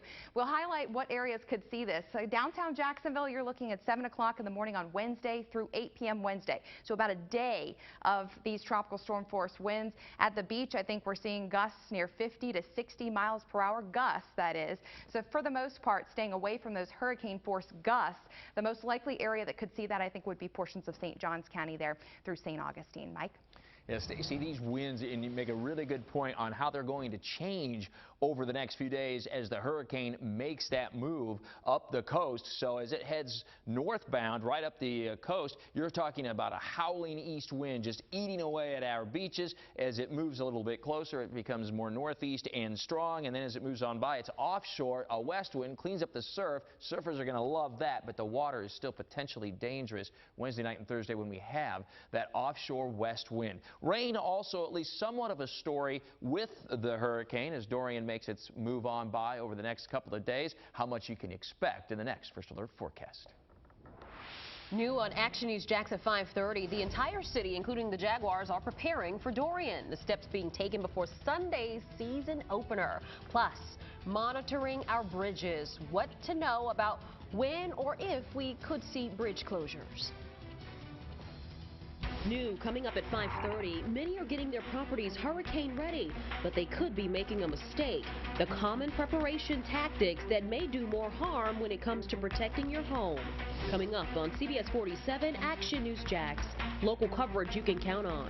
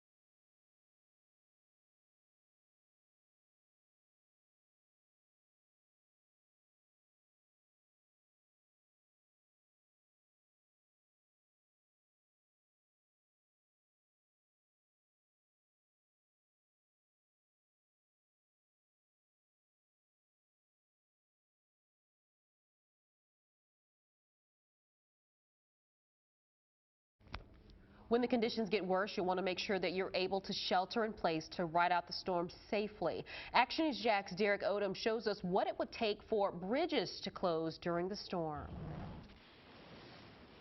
One of the main questions we get when these storms start to approach about the roadways is, when are they going to close the bridges? We are a city of bridges, the Fuller Warren. They'll be monitoring the Acosta Bridge, of course, over towards the Main Street and the Hart and the Matthews Bridge. Officials have wind sensors on all these bridges so they can electronically see how fast the wind is blowing at the top of these bridges. They'll also have law enforcement stationed on the bridges as well, just to get a bird's eye view of this and to know when it's about time to close those bridges. The threshold they use is a sustained wind of 40 miles per hour, not a gust, but sustained winds, and then they'll decide to make that decision. Law enforcement ultimately is their decision. They'll collaborate with FDOT officials and city officials, but law enforcement makes the final call on that. And of course, as soon as they decide to close those bridges, we'll have the information for you at actionnewsjax.com, of course, live on the air and on our app. So leave early to avoid this situation where those bridges are closed down and then you can't evacuate.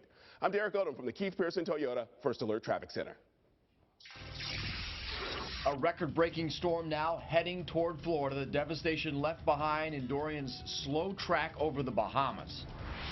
Then, the mistake you could be making when it comes to preparing your home this hurricane season.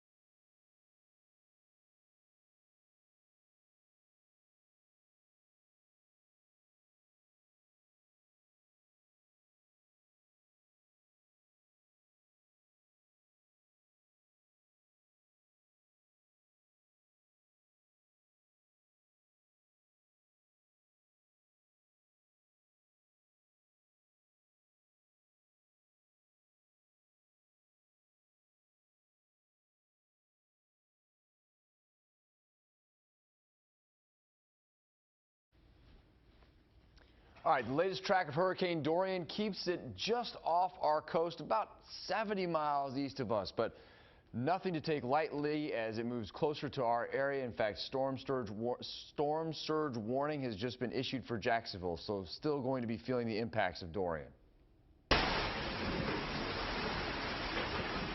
That said, it's nothing like what they're experiencing in the Bahamas. Listen to that water rushing through a home on the islands there. This is viewer video sent to Action News Jax from the second story of that home. You can see the water all the way up to the top of the first story.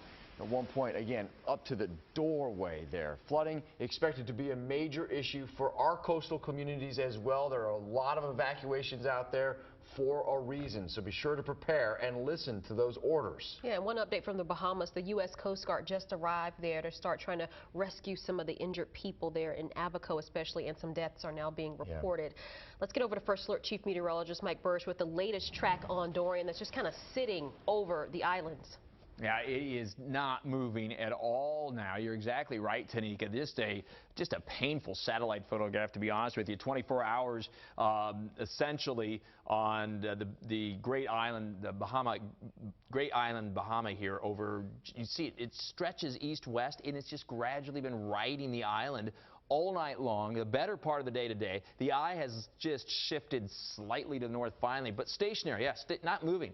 Winds of 145 miles per hour, so a solid Category 4 hurricane that is just ever so slowly going to edge its way here to the northwest, moving up through the northwestern portions, or very near the northwestern portions of the Bahamas before it gets that little bit of a tug to the northwest and to the north. And as that happens, we're going to see that movement just to the east of Florida, which is really key. As Stacy works on the graphics to show you the storm surge warning, she's going to show you where that storm surge warning is, along with the tropical storm warnings and the hurricane warnings that have just been upgraded for St. Johns County, too. So the updated track map shows the hurricane now over the northwestern Bahamas, that scooting by, just missing the east coast of Florida here, just a little bit east of Cape Canaveral. That cone now right at the coast, so some good news there. That means the certainty is increasing, our confidence in that forecast track. And by 2 o'clock Wednesday afternoon, 120 mile per hour Category 3 hurricane, about 80 miles. It will be about 80 miles to the east of Jacksonville Beach, and working its way northward and turn northeast, then very near the Carolinas. So on a track like this for this evening, the update in this latest advisory is the big story. The warning for St. Johns County is now a hurricane warning, and we're also seeing a Category 3 hurricane now that's 80 miles east of Jacksonville Wednesday afternoon. And again, it isn't moving, is another big problem. Until that finally gets going, it's going to be a while before that east coast sees things improve. And because of that expected movement, some of the watches, Stacy, have been upgraded to warnings. Yes, a hurricane warning extends farther north, so it does include now St. Johns County. That includes St. Augustine, Ponte Vedra Beach, and it is going to also, including some of these hurricane watches are extended farther north too, and storm surge warnings. So it's all being pushed farther up the coast now. So that is one of our big changes, and I think we could see some very brief hurricane force gusts within St. Johns County. For the most part, our area is only going to be experiencing tropical storm force gusts. Here is a look at that storm surge warning that's in the pink, so that now extends from St. Augustine all the way north to Brunswick. We're talking about storm surge within the range of 4 to 6 feet, and plus some of those waves out there. 20-foot waves are possible out across the Atlantic Ocean as Hurricane Dorian continues to push farther to the north, closer to our area. So this is what you need to still do. You want to secure your patio furniture. If you haven't done so already, I know many folks already have, make sure you're checking your storm preparedness list. Maybe you got into that a little bit early, some of your food or whatever that is. Go ahead and make sure you have updated that. Get what you need now. Clear those storm drains, clean your gutters, and please heed those evacuation orders. They are there to protect you. Mike? And wind speeds are the story, especially closer to the coast. Forecasting winds that are going to be on the order of 40 to 50 and even 60 miles per hour at the coast. This is the peak sustained winds, and then the gusts that are expected during the day on Wednesday. You can see the difference between the coast and inland spots, and also anywhere near the water like Doctor's Inlet. I'll show you a full list of these forecast winds coming up in the next First Alert forecast in about 10 minutes. And we want to get you updated with the very latest on Hurricane Dorian. The Prime Minister of the Bahamas says at least 5 people are reported dead. In the last 20 minutes, the city of Jacksonville announced that Mayor Curry and the sheriff will have an update tomorrow morning. And just into the newsroom, Walt Disney World has announced they will be closing early tomorrow. Right now, a local marina still closed from Hurricane Matthew damage is doing what it can to prepare for Dorian. Action News Jax Amber Kriska is live at the Fernandina Harbor Marina. Amber, you talked to a boat owner who says that he's finding somewhere else to dock now. Yeah, he has a supply boat, and he says he's going to find another place to secure his boat. Other boats, like these three right here behind me, are going to stay right here. On the other side of this marina here, you can see all this equipment here. Crews are working to repair damage from Hurricane Matthew. Yeah, that was nearly 3 years ago. The plan to have this back open this October. They are preparing for a hurricane while recovering from Hurricane Matthew nearly 3 years ago. We didn't anticipate the magnitude of Matthew. This time we're anticipating it. We're putting more boards up where they need to be.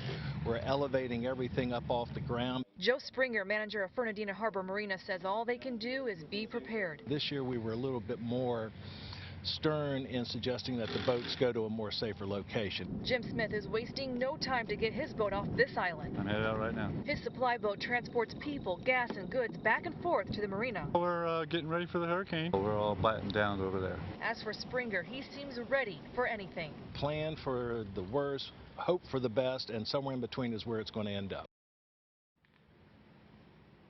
Now, coming up, we talked to another boat owner. This is his boat right here. It's staying here all week. Why he's decided to keep it here, even though he's had hurricane damage in the past. Reporting live, Amber Kriska, Action News Jax.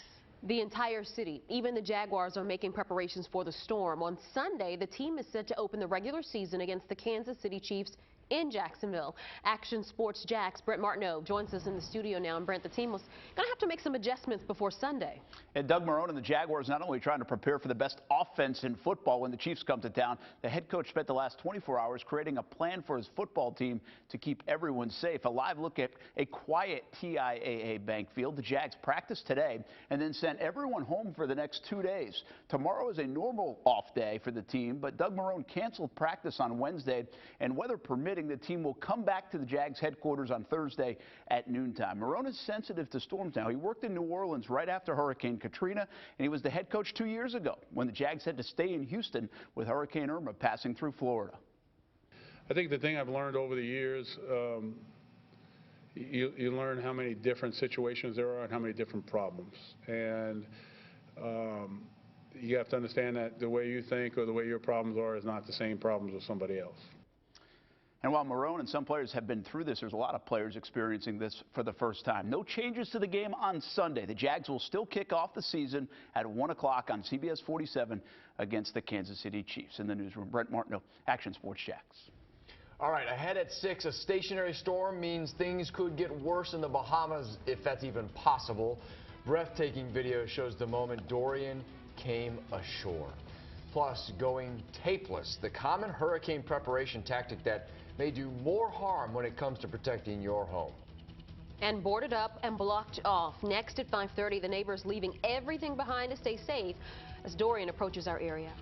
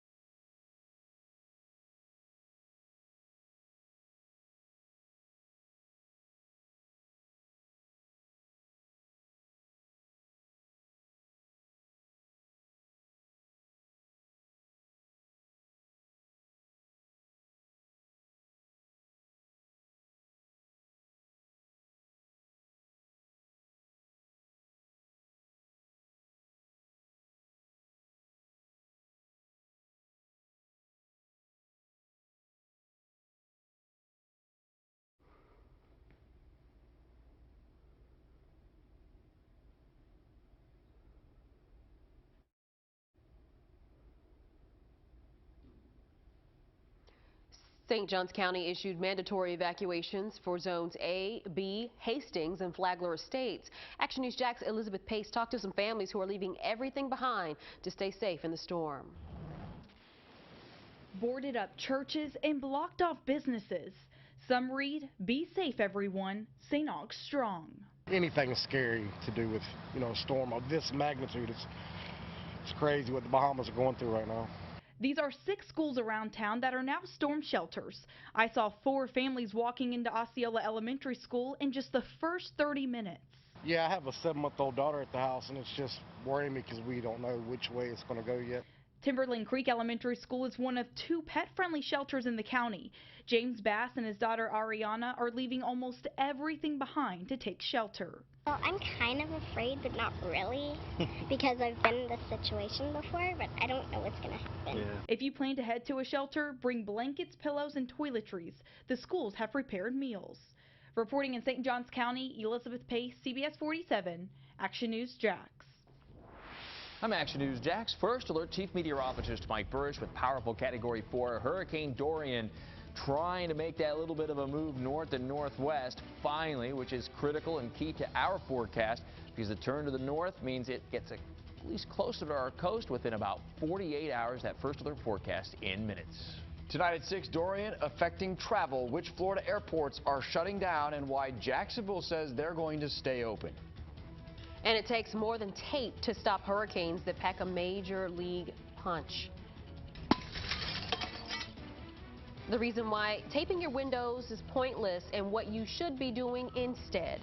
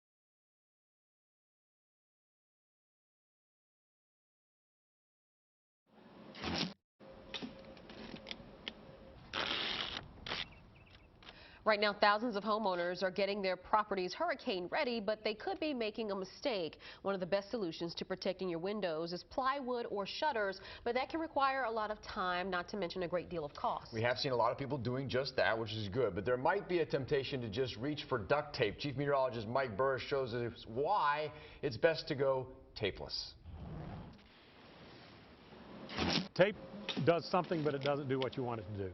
It just looks like it may save you, but it won't. When a hurricane approaches, one of the first instincts is to get out tape and start taping your windows. I'm going to show you today why that's a complete waste of your time, efforts, and money. So we enlisted the help of a former collegiate All-American pitcher, Elliott Warford. The idea to see if an object, in this case a baseball, thrown at the speed of a Category 1 hurricane will break a window that is duct taped. Then we taped the front side. Same result. Okay, so that ball was thrown at 86 miles per hour according to the radar gun, and look at this. Look at the mess. This is your house, you guys. You've taped the windows. You think you're safe. You're okay. The windows are going to be okay. You guys, it's a waste of time. You don't need to tape the windows. It simply isn't going to help protect the window at all. It makes a mess, as you can see. You don't want to be anywhere near this window during hurricane force winds. And then let's say the hurricane doesn't produce hurricane force winds. A possible alternative would be impact-resistant or laminated safety glass. Check out what happens. The window breaks but stays in one piece. You can retrofit your home or business for extra window safety. You would have two pieces of glass that are put together. One of those could be a laminated piece of glass to give you a safety, which is what an impact-resistant glass would be. There is, of course, an expense, as much as $10,000 to $20,000 to retrofit an entire home, depending on size. It's money well spent when you won't be left with a mess after a storm. Now certified Jacksonville's most accurate weather forecast. Action News Jax, first alert weather. Yeah, and somehow, Stacy, that myth has maintained itself in many cases where you tape the windows, you just don't need to worry about it, and then you have the mess of trying to get that tape off after the storm. Right. So better ways to protect your windows in what looks to be, luckily, a storm that stays well offshore. But having said that, some pretty profound impacts the next couple of days, Stacy. You've been saying all along, a beach beating with this storm. Yeah, and I don't think there's any question about it. Here's the satellite photograph shows the storm making that, it's just trying to inch its way northwestward. It is just barely moving. It does look, though, like in the last half hour to an hour, there's maybe been just a little bit of a drift to the west-northwest, but officially it's stationary according to the National Hurricane Center, and boy, you can see it isn't moving very much. It is about 300 miles, the eye, from the downtown area of Jacksonville, and there you can see Miami, which is going to be missed off to the east and northeast. There's the whole coast of Florida, which is now getting pounded already by seas and surf that will only get worse as we go through the next couple of days, and there's that eye trying to finally get out of the Bahamas with any luck, and then Jacksonville about 300 miles away from that eye, and there's the updated forecast track, which takes this just a little bit to the east of Fort Pierce and Stewart and West Palm and real close to Cape Canaveral, a little bit east of Daytona Beach, and then east of Jacksonville. That's the closest approach to Jacksonville as a Category 3 hurricane, about 80 miles offshore.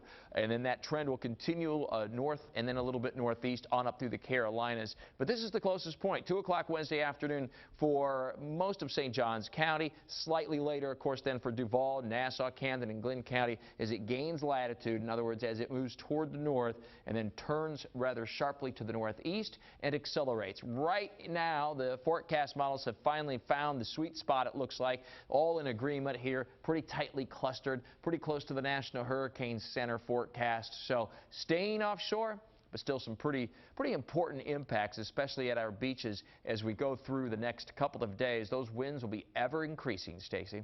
They will, and let's take you through the timeline of when you can expect some of those winds to begin. It's already been a little gusty out there today. That's not associated with Dorian, but we can expect to start feeling the impacts of some of those tropical storm force winds very late Tuesday into early Wednesday, and really we'll feel them through St. Johns County, Duval, and then later on we'll start to feel those into Wednesday across portions of southeast Georgia. We'll start now in northeast Florida. You'll see we'll initially have that east and northeast wind just because of the direction of Hurricane Dorian. Dorian. The winds will pick up as we head into later Tuesday. Still not dealing with tropical storm force winds just yet.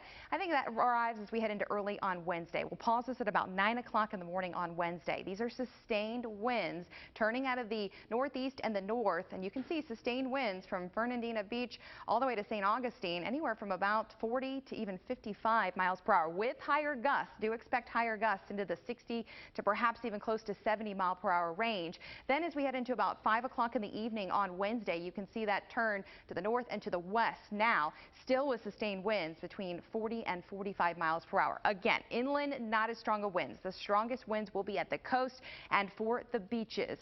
As we head into 7 o'clock in the morning on Thursday, lesser winds now. They will be out of the west. That'll help out with some of the surf there.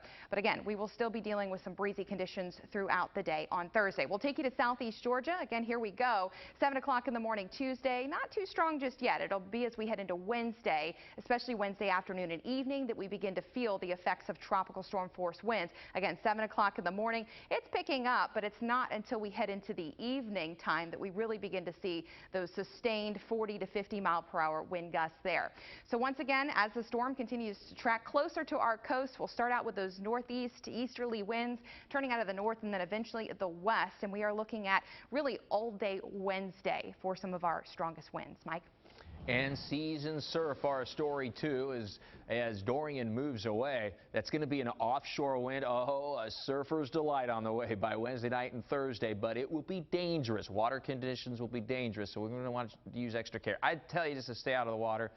Surfers, I know that's not happening, so be extra careful. Some of those wind speeds, this is the peak wind sustained forecast followed by the gust. So Jacksonville about 35 downtown, gusts up around 50 miles per hour. When you start to introduce water, you will get some variances. Doctors Inlet, for example, some stronger winds with the effects of the St. Johns River nearby and the lake as well, of course. Fernandina Beach, wind gusts up to 70 miles per hour. St. Augustine, wind gusts of 85 miles per hour, where a hurricane warning is now in effect. 60 mile per hour wind gusts for Brunswick. You go inland, Waycross, half of that. Essentially no impact. Mentioned the tides. Here are the high tide times tomorrow, Wednesday, and Thursday, when we're likely to see some serious beach erosion non-stop, really. We can get to tomorrow through Wednesday, but particularly at times of high tide, and the potential for breakers at our beaches of 20 and 25 feet. Amazing by Tuesday night into Wednesday. Once we get rid of Dorian on Wednesday, and your first look at 7-day forecast will heat it up. Look at this, soaring into the 90s. Thursday and Friday, it'll become dry right through your weekend, and the Jags kickoff, it will be hot, near 90 degrees. ActionNewsJax.com. Download for free the First Alert Weather app. Coming up, more local coverage you can count on. First, local businesses prepare for Dorian. What Matthew and Irma taught them, they say, will keep them safe this time. Then, it's not too late to get the hurricane supplies you need. The areas around town offering shovels and sandbags so you can protect your home. local stories that matter to you. Next on Action News Jax.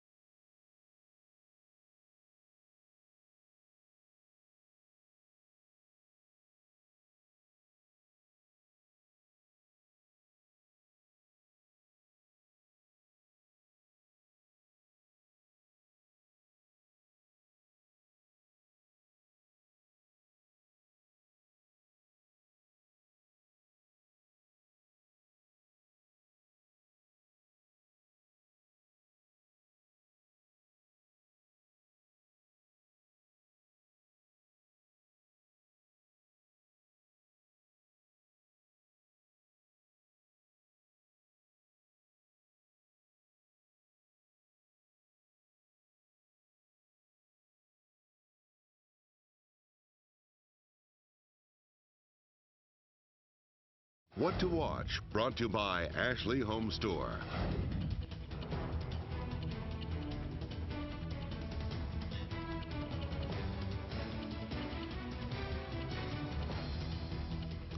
If you are in an evacuation zone, now is the time to pack up and head out. Team coverage picks up in Fernandina Beach, where Action News Jax Beth Rousseau shows us how families are gearing up to get off the island. This is what we're seeing up and down Fernandina Beach. If you take a look over my head, you can see the double red flag is flying because the beaches are closed. If you follow me right over here, I can show you what they're doing to shore up the beach. Fernandina Beach families are boarding up and getting off the island ahead of Hurricane Dorian. Irma took down this porch. The whole thing collapsed. Debbie Kellogg says she isn't sticking around for the storm. She tells me she's tried that before. We boarded up during Francis and Jean, and we were in this house for 2 days with each of those storms. I don't want to do that again. Some of her neighbors are taking their chances, even though they live in the areas under mandatory evacuation, zones A, C, and F. Initially, we didn't think it was going to be this bad. Now it's kind of turned. I have elderly parents on the island. As long as they're here, I want to be here. Kellogg tells me she isn't going to either of the shelters open at Callahan and Hilliard middle schools, but she'll be out of there as soon as her house is prepped. But we're trying to be prepared. We, prepare for the worst and hope for the best, just like they tell us to do. Families that are staying here tell me they could decide to evacuate as the storm moves closer. Reporting in Fernandina Beach, Beth Rousseau, CBS 47 Action News Jax. And right now, Hurricane Dorian stationary over the Bahamas. It remains a powerful Category 4 storm. The newest track shows just a sliver of our area in the cone, but the impacts remain the same. Precautions are being taken just in case. Patients from Beaches Memorial were evacuated. This is Action News Jax special coverage tracking Dorian. And we continue to track Hurricane Dorian, a Category 4 storm churning over the Atlantic right now as Florida continues to brace for impact. As I was mentioning, precautions are being taken right now. Patients from Beaches Memorial evacuated just this afternoon.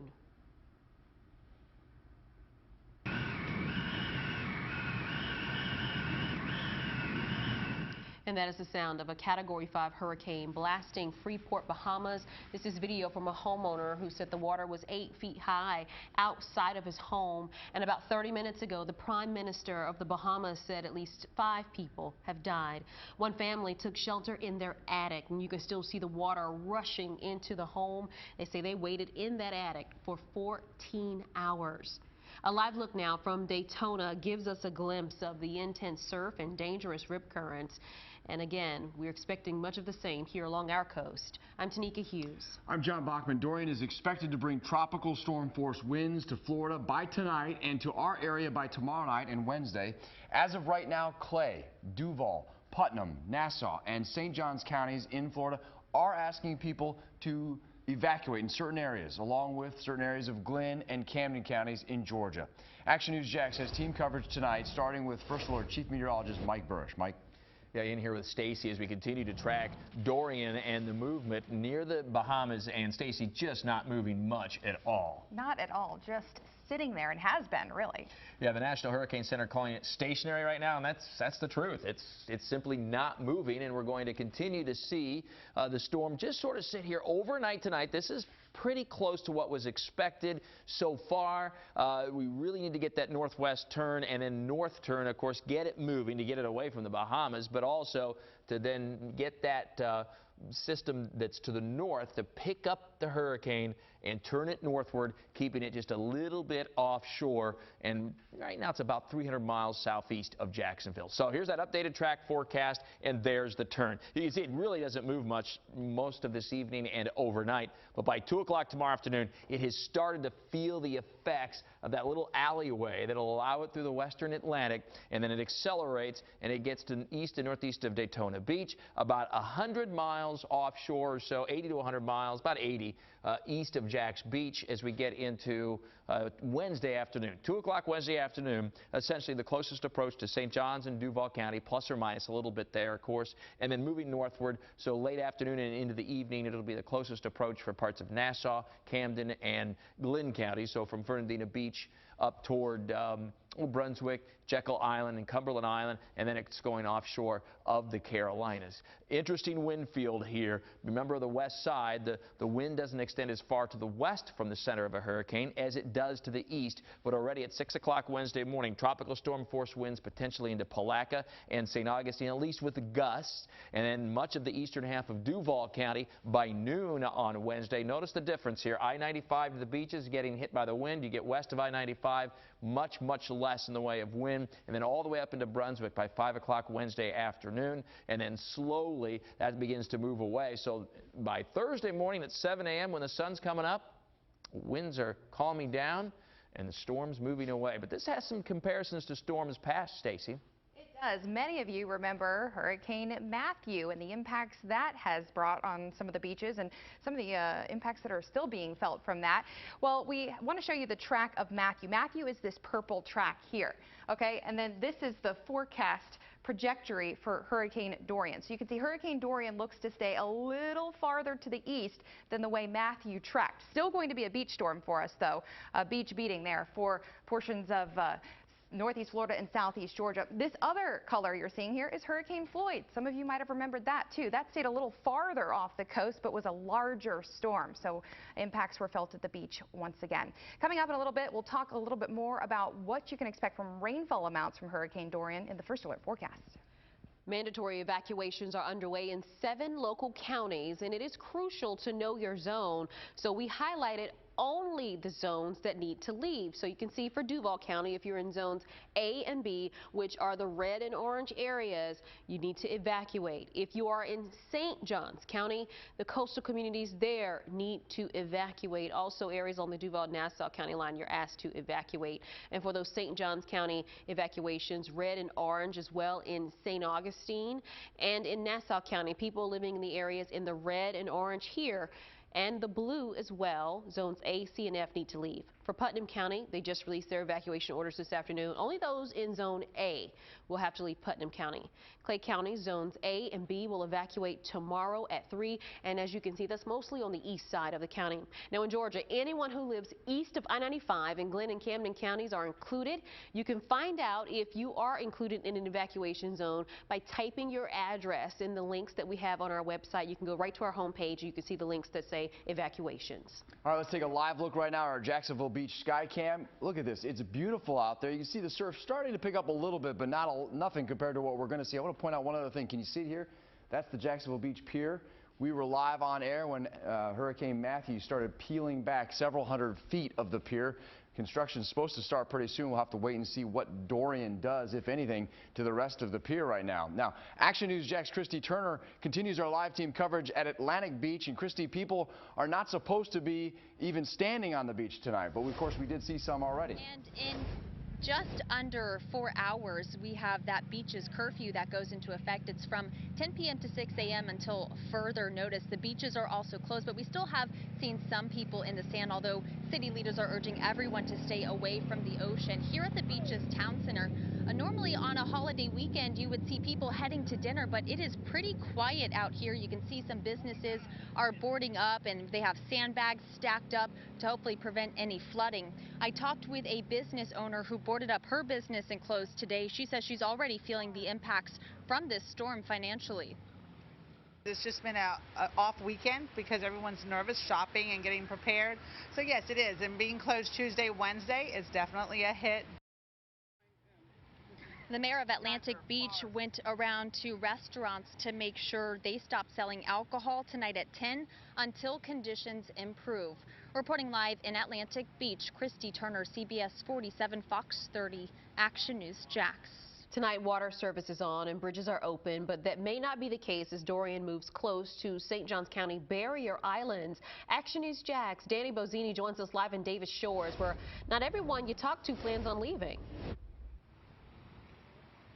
Yeah, there seems to be a mix of people either braving the storm inside their homes or evacuating. Here in Davis Shores, people are expecting some sort of flooding, especially when this river is at high tide, but not everyone believes that's enough to evacuate. Rising water's not bad, but, wind that'll blow your roof off is kind of a little dangerous. Rick Hernandez has lived in Davis Shores for nearly 30 years. He tells Action News Jax this is the first time he's prepped the house ahead of a hurricane. But when it comes to actually evacuating, well, he says he's not planning on it. During Matthew, we stayed in the house, we didn't evacuate, but it flooded and we were in this deep of water walking through the house. Despite officials calling Dorian a serious threat to St. Johns County, Hernandez says he was able to save a lot more during Matthew, staying at home. But other homeowners down the street already have plans to leave. I don't want to stay here, that's for sure, especially with the wind and the old cedar trees. They come down.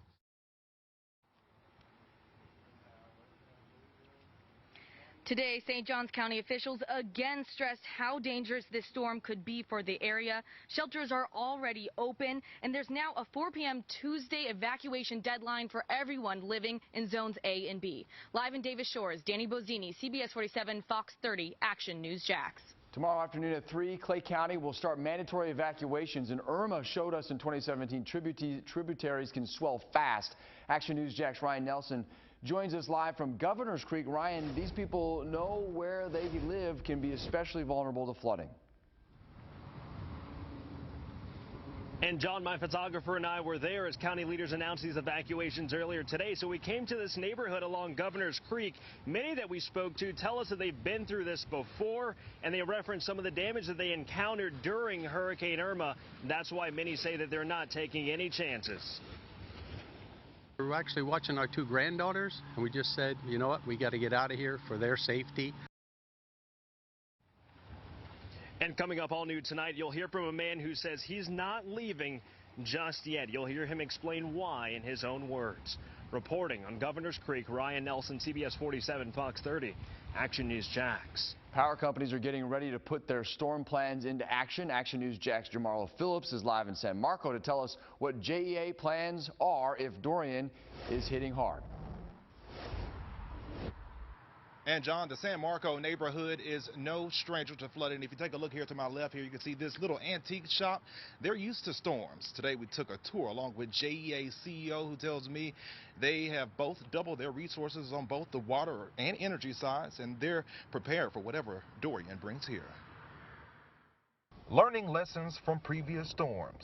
We're extremely well prepared. That's what CEO Aaron Zahn says helped JEA prepare for this one. Since Matthew and Irma, we took a lot of lessons learned. Zahn wants people to know they prepare all year long in case a hurricane like Dorian hits here. He says they invested in backup generation around the grid to make sure they have a strong system in place in both the power and water aspects of the utility. We are able to track the levels of our systems and be able to determine whether or not there's an issue ahead of time, and then dispatch the appropriate crews to be able to deal with the issue. Zahn says crews are well trained in both restoring water and power.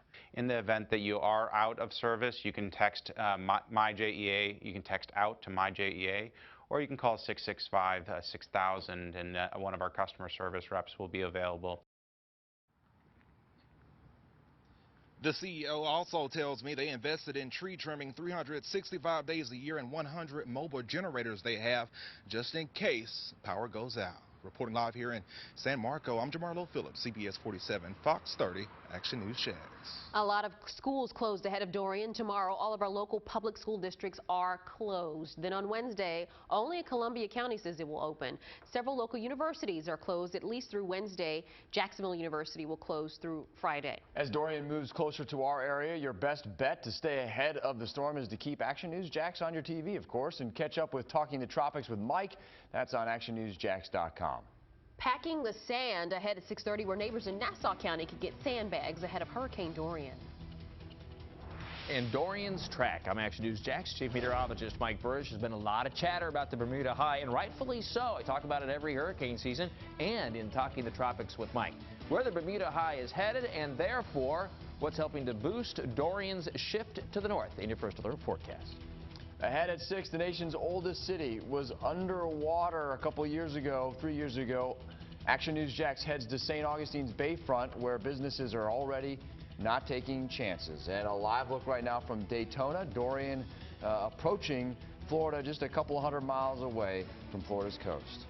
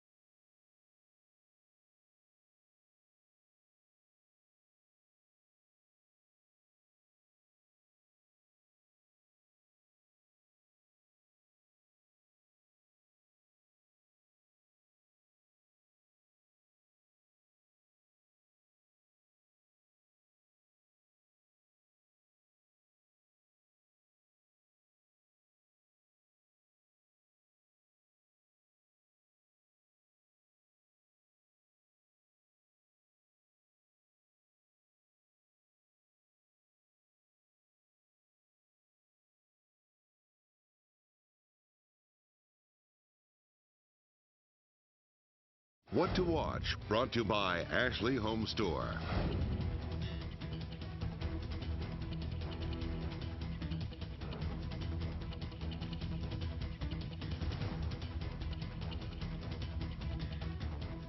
All right, take a look at this new video we just got. Time-lapse video. It shows Dorian making its way over Grand Bahama Island. Of course, it camped over the island for really a full day plus. Some areas saw Category 5 force winds for 24 hours as the storm really slowly making its way over the islands right now.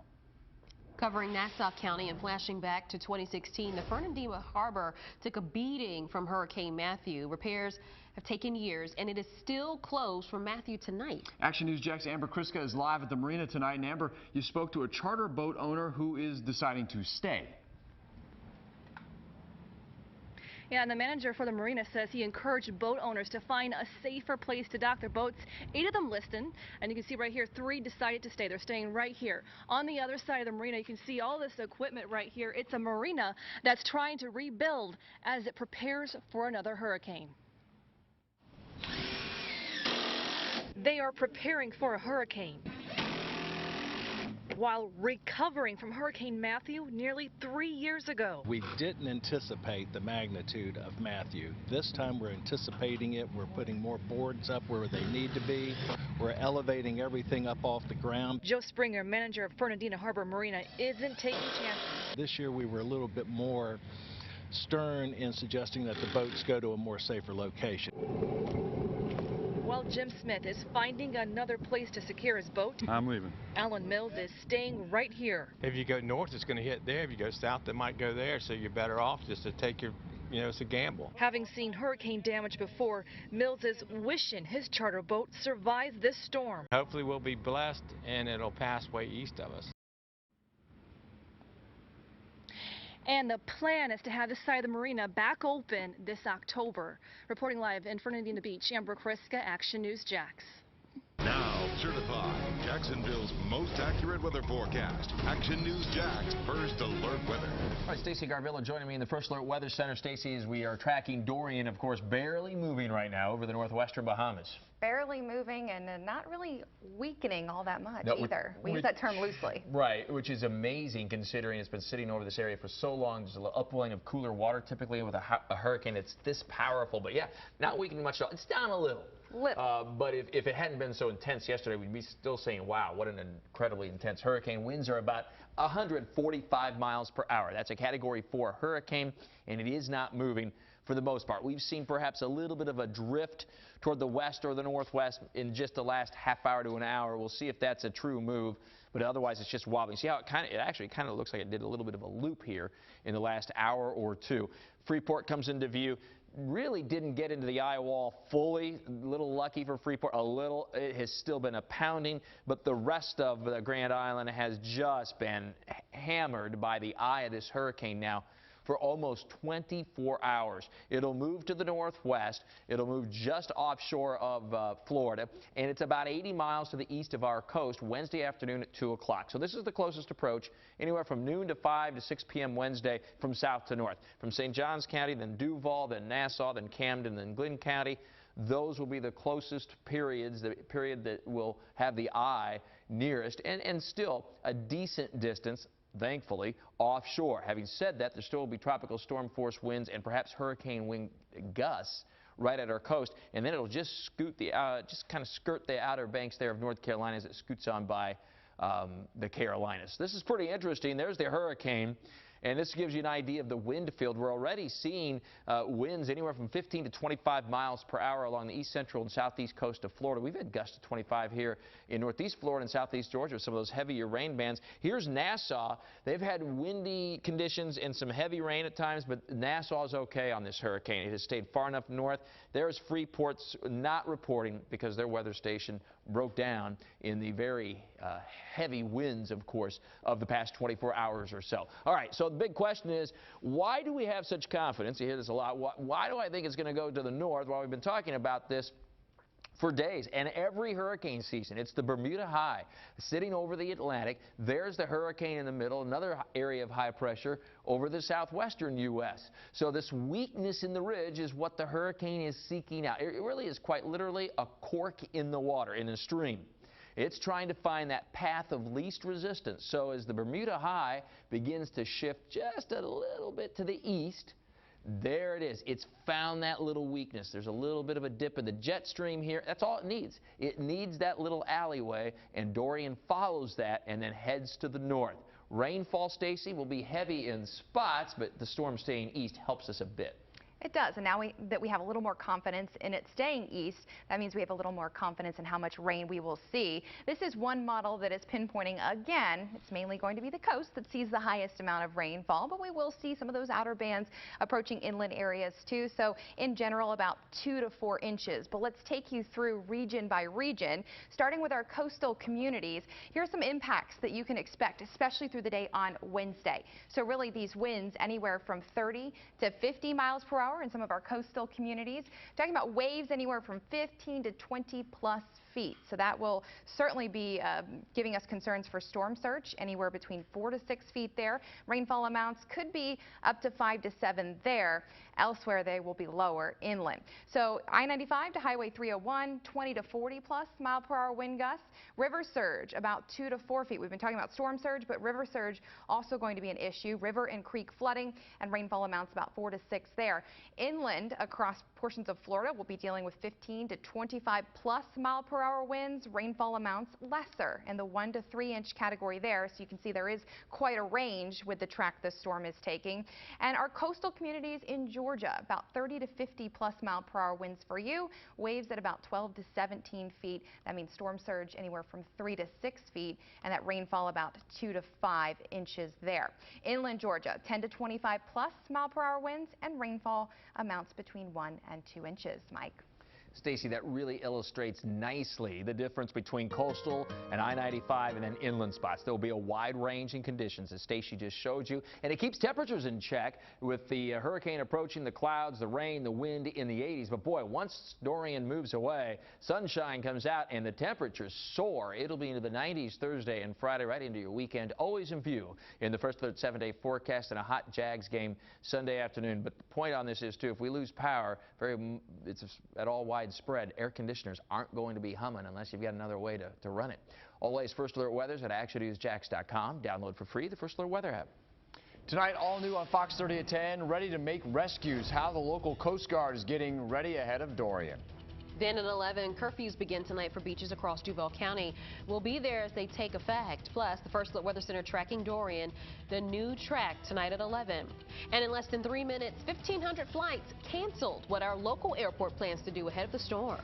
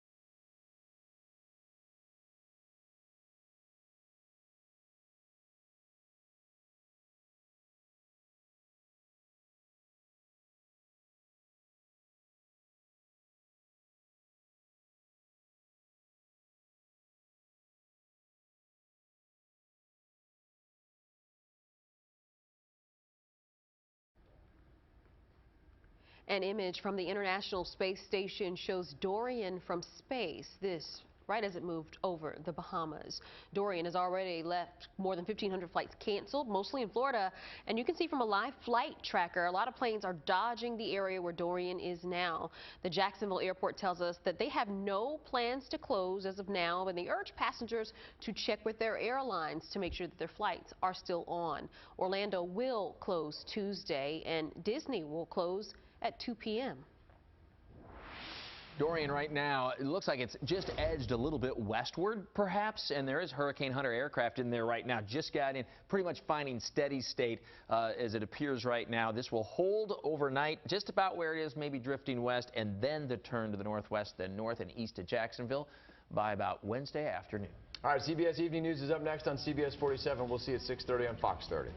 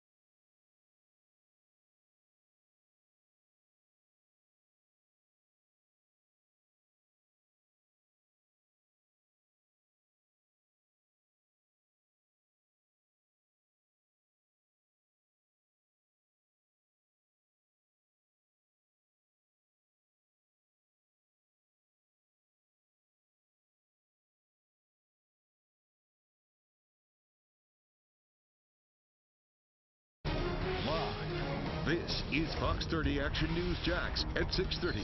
Local coverage you can count on. Right now, Florida is bracing for Hurricane Dorian as it continues to move through the Atlantic. This is the latest track, which shows the hurricane track pretty consistently about 80 miles east of Jacksonville Beach.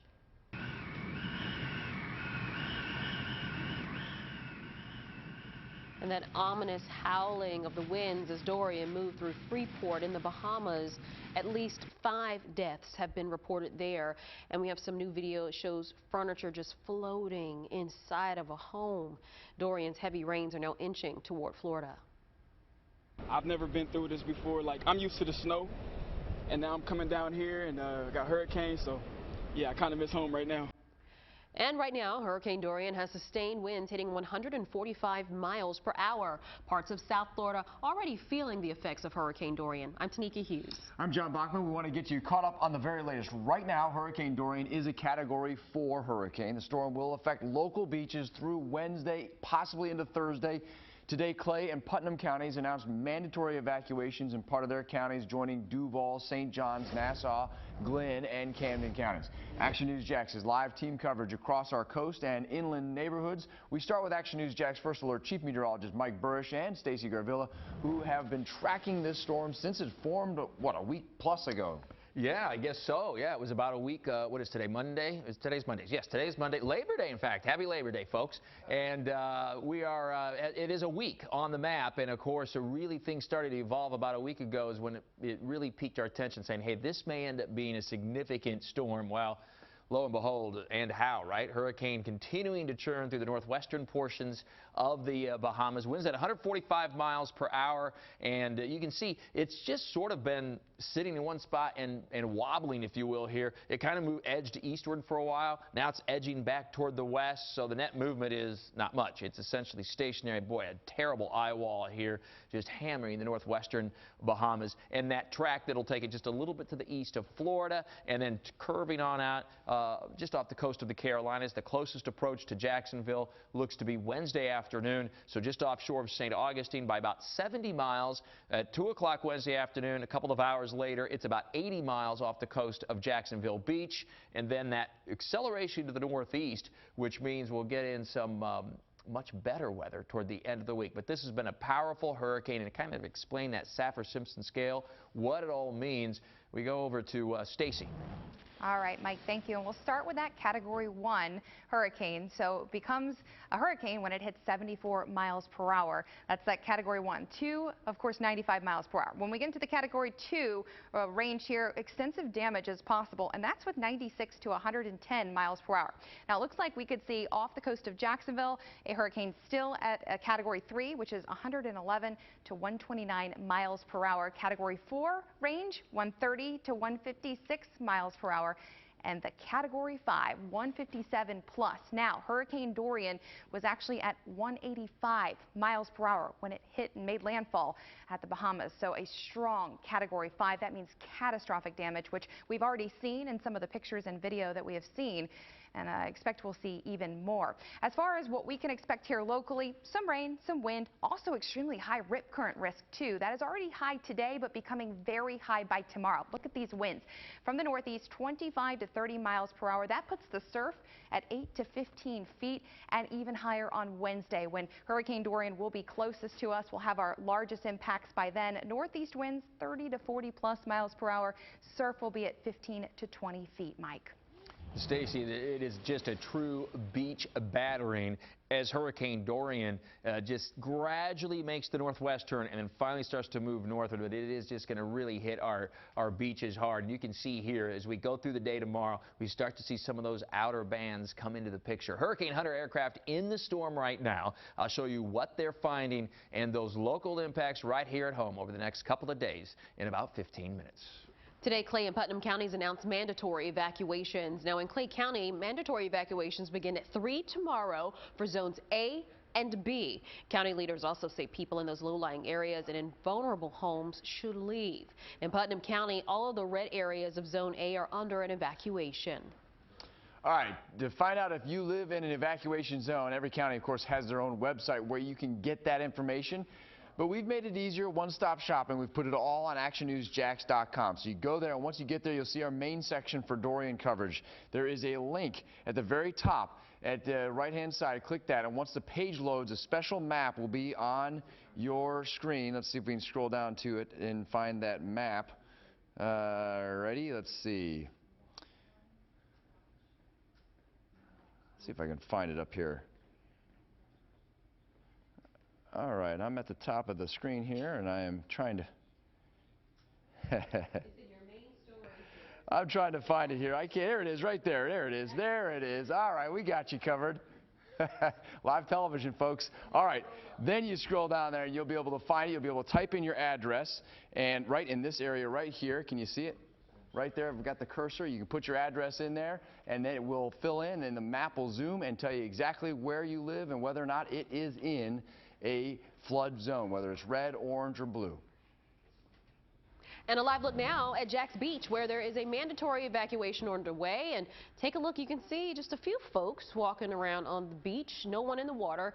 You know, the beach will be closing up, and they don't want people in the water at all. We have some new video also of people boarding up businesses in Jacksonville Beach as a precaution. Team coverage continues now with Action News Jax. Christy Turner, she's been talking to neighbors who are still out there preparing now. It's not your typical holiday weekend. We had some rain out here earlier, which sent a lot of people running for cover. And it's just a preview of what's to come here at the beaches. If you see these blue metal shutters come down, that's when you know it's serious. This restaurant backs up right up against the sand dunes. If you look over this way, you can see crews added extra sand here at this beach access point to reinforce the sand dunes. Beachgoers say they're worried if they'll be strong enough. The main concern is flooding in this area. Definitely the flooding, because I remember last time the flooding was pretty bad. You can see the double red flags flapping in the wind. The beaches are closed, but we've seen surfers taking advantage of the waves, and city leaders say they want everyone to stay out of the ocean because the rip currents are just too dangerous. Reporting in Jacksonville Beach, Christy Turner, CBS47, FOX30 Action News Jax. And people living in Jacksonville Beach, Neptune Beach, and Atlantic Beach will be under a curfew starting tonight at 10. The curfew will be lifted each morning at 6 a.m. until further notice. Dorian has already caused several schools to close. Tomorrow, all of our local public districts are closed. Then Wednesday, only Columbia says that they will open. We'll keep you posted if that changes at all. Several local universities and colleges are also closed at least through Wednesday. We have a full list scrolling at the bottom of your screen there, and actionnewsjax.com as well. Clay County will open 5 shelters to help those in zones A and B who need to evacuate. Action News Jax Ryan Nelson picks up our team coverage after talking to neighbors who aren't taking any chances.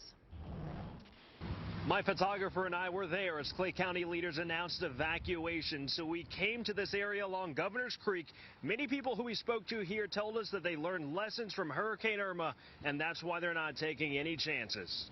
We were actually watching our 2 granddaughters, and we just said, you know what, we got to get out of here for their safety. Coming up all new tonight on Action News Jax, you'll hear from a man who explains why he's not leaving just yet. Reporting on Governor's Creek, Ryan Nelson, Fox 30, Action News Jax. Evacuations in St. Johns County include all of the city of St. Augustine and St. Augustine Beach. Our team coverage continues with Action News Jax Bridget Matter, who explains what businesses are doing to prepare. And businesses here, they're not taking any chances. We've seen what the floodwaters here can do when it spills onto these streets. And when the storm surge arrives, we know from experience the water floods these businesses fast. Today, people are enjoying a breezy day on St. Augustine's bayfront. But in just hours, all of this could be underwater as powerful Dorian creeps up the east coast of Florida. We were here during Hurricane Matthew when the storm surge submerged the historic district. We had water intrusion throughout the facility. First floor was completely wiped out. The First Alert storm tracker captured Tom Dolan's business in floodwaters during Matthew.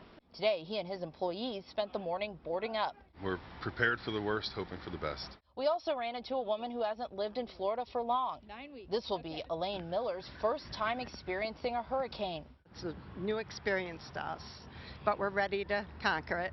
Well, she lives about 4 miles from the bayfront. She's worried for the businesses here that could see major damage. And one of the businesses here, they have a high water mark from Hurricane Matthew. I'm about 5'5", so you can see just how dangerously high floodwaters here can get.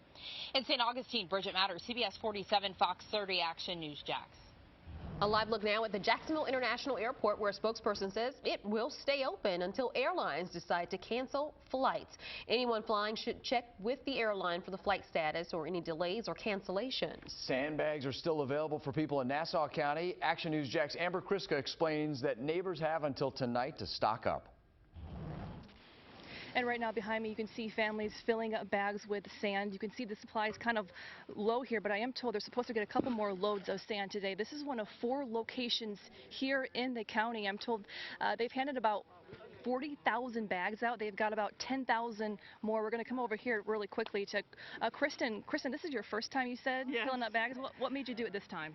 Well, I just bought a new house a few months ago, and I'm a little bit worried about all the rain and the storm surge and everything we're going to get, and I live on the island, so I thought I better take all precautions I can.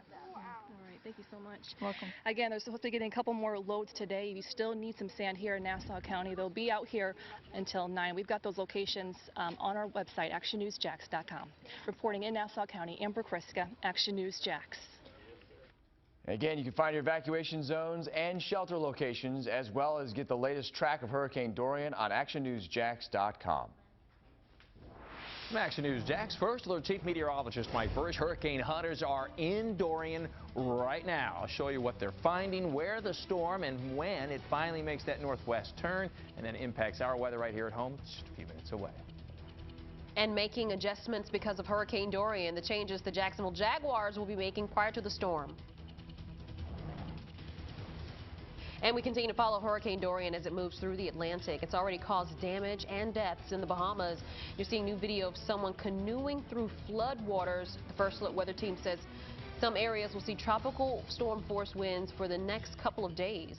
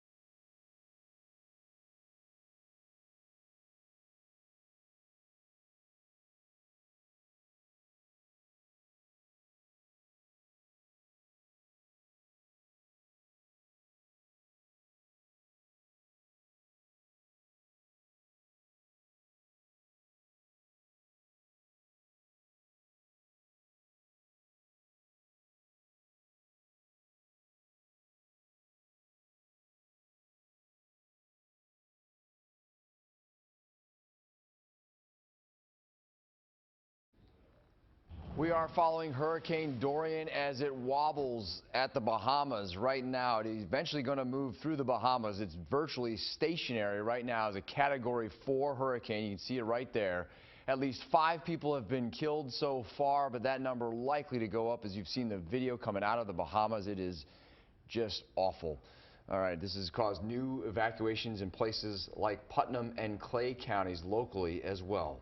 And as the storm rides along the coast of Florida and Georgia, a storm surge warning and hurricane watch has been issued for St. Simon's Island. Tony Thomas with our sister station WSB in Atlanta explains what people there are doing to stay safe. The weather's actually been beautiful here on the Georgia coast, but that will likely soon change. A hurricane watch is in effect, and Georgia's governor has issued a mandatory evacuation order for all 6 counties along the Georgia coast. Business owners have started to board up already, as most have left these barrier islands. This owner may have put it best: open Thursday. Maybe. Everyone here waiting to see what Dorian does. I'm Tony Thomas on St. Simon's Island, Georgia. And there are a lot of videos showing the damage caused by Hurricane Dorian in the Bahamas here. And this is some video from live storm chasers right here. It says, yikes, Freeport, Grand Bahama, Bahamas this morning. And you can see just the high water and also the trees blowing in the wind. A lot of heartbreaking images coming out, including reports of 5 deaths in the Bahamas. Now certified, Jacksonville's most accurate weather forecast. Action News Jax, First Alert Weather. Now, beginning in the First Alert Weather Center, as we continue to, of course, track Dorian, we've got a whole slew of First Alert Skycam network cameras that we can look at. But, of course, perhaps the most curious one, Jacksonville Beach here, where it is rough, very rough season surf. Best advice is to stay out of the water. There are some people milling around, but they're not in the water.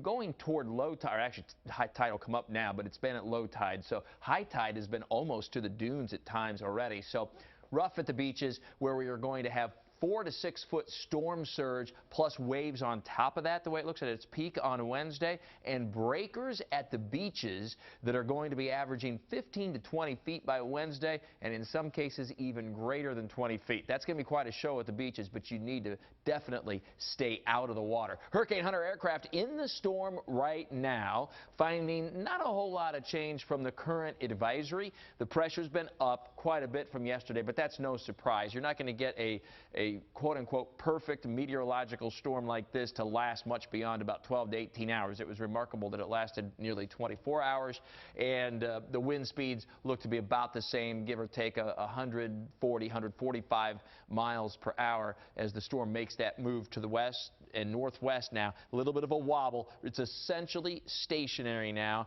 It is not moving much at all. As you can see here, it's just sort of hammering the north edge of the Grand Bahama Island there, as it's been. This is where it's been since late yesterday afternoon. It moved on the east edge of the island. It was cutting west steadily, and then it stalled. It's moved a little north and south at times. It's essentially in the same place. So in tracking Hurricane Dorian, we're looking at a movement that's going to be generally to the northwest and then turning more to the north with time. Its closest approach to St. Johns County by late morning into the early afternoon hours on Wednesday, and then east of Jacksonville from there. So there's the move east of Fort Pierce and Stewart and Daytona Beach through Tuesday night into early Wednesday morning. By Wednesday at 2 o'clock in the afternoon, it's at about Ponte Vedra's latitude, between St. Augustine and Ponte Vedra. So due east of St. Johns County. A couple of hours later, it'll be due east of Jacksonville, about 80 miles offshore, and then up the coast of the Carolinas. This is an interesting timeline on the impacts of the winds. Stacy? It sure is, and we'll go over what you can expect with timing for these winds, because it looks like late Tuesday into early Wednesday is when we will begin to find some of those tropical storm force winds, of course, much higher at the beaches and the immediate coastline too. But this is showing you Monday through Friday. So right here in the middle of this graphic is showing you Tuesday night into Wednesday, tropical storm force winds are possible. That's in the red. This one little white sliver that you see here, that is hurricane force winds, and I think we could see maybe briefly some hurricane force gusts across portions of St. Johns County. So St. Augustine might experience that just very briefly. For the most part, because of where Hurricane Dorian is tracking, we are looking at seeing tropical storm force winds. And let's give you some more accurate pinpointed timing here. Downtown Jacksonville, I think starting for you as early as 7 o'clock in the morning on Wednesday. This will mainly be early Wednesday through late Wednesday timing of the strongest winds getting here. So again, lasting through about 8 p.m. Wednesday for downtown Jacksonville. Jacksonville Beach starting just a little bit earlier, give or take 6 o'clock in the morning on Wednesday, lasting until midnight Thursday. Now for Ponte Vedra Beach, St. Augustine getting to you just a little bit earlier. I think even in St. Augustine by midnight Wednesday, lasting through about 10 o'clock in the evening there on Wednesday. For Fernandina Beach, 8 o'clock in the morning on Wednesday through midnight Thursday. And then Brunswick, you'll of course start feeling the impacts of Hurricane Dorian a little later. So starting about noon Wednesday, lasting through 3 o'clock in the morning on Thursday. So again, tropical storm force winds anywhere from 39 miles per hour or higher. And I do think we will see some gusts into the 60 to 70 mile per hour range, especially for our coastal communities, Mike. And we didn't have inland locations on that particular graph there, Stacey, because the inland locations, once you get west of I-95, just simply won't have winds that'll be all that strong. So by noon Tuesday, tomorrow, we're still seeing some showers every once in a while, maybe a thunderstorm moving through, but there'll be plenty of dry hours. There's still a good 24 hours for you to prep, and then we start to see Dorian offshore and the heavy rains moving in overnight tomorrow night into Wednesday, the strong and gusty winds, the isolated tornado threat all the way through noon and through 5 o'clock in the afternoon. You get west of Highway 301, there's just simply not going to be much rain in direct association with Dorian. Once Dorian heads on off to the north and east, underneath it, so to speak, we turn sunny and hot. Temperatures soar into the 90s Thursday, Friday, right through your weekend, always in view in the First Alert 7-day forecast. So if we can get beyond this next couple of days and the stormy weather, it's the heat that'll be the story. And the Jags kickoff Sunday afternoon, partly sunny, about 90 degrees. It'll be hot. ActionNewsJax.com. It's all your latest First Alert weather. Check out my tweets at Mike First Alert, Facebook fan page, and download for free the First Alert weather app. I'm Brett Martineau. It's opening week in the NFL. Hurricane Dorian forces the Jags to lose a practice day. What about the season opener on Sunday? The latest from Jags headquarters coming up.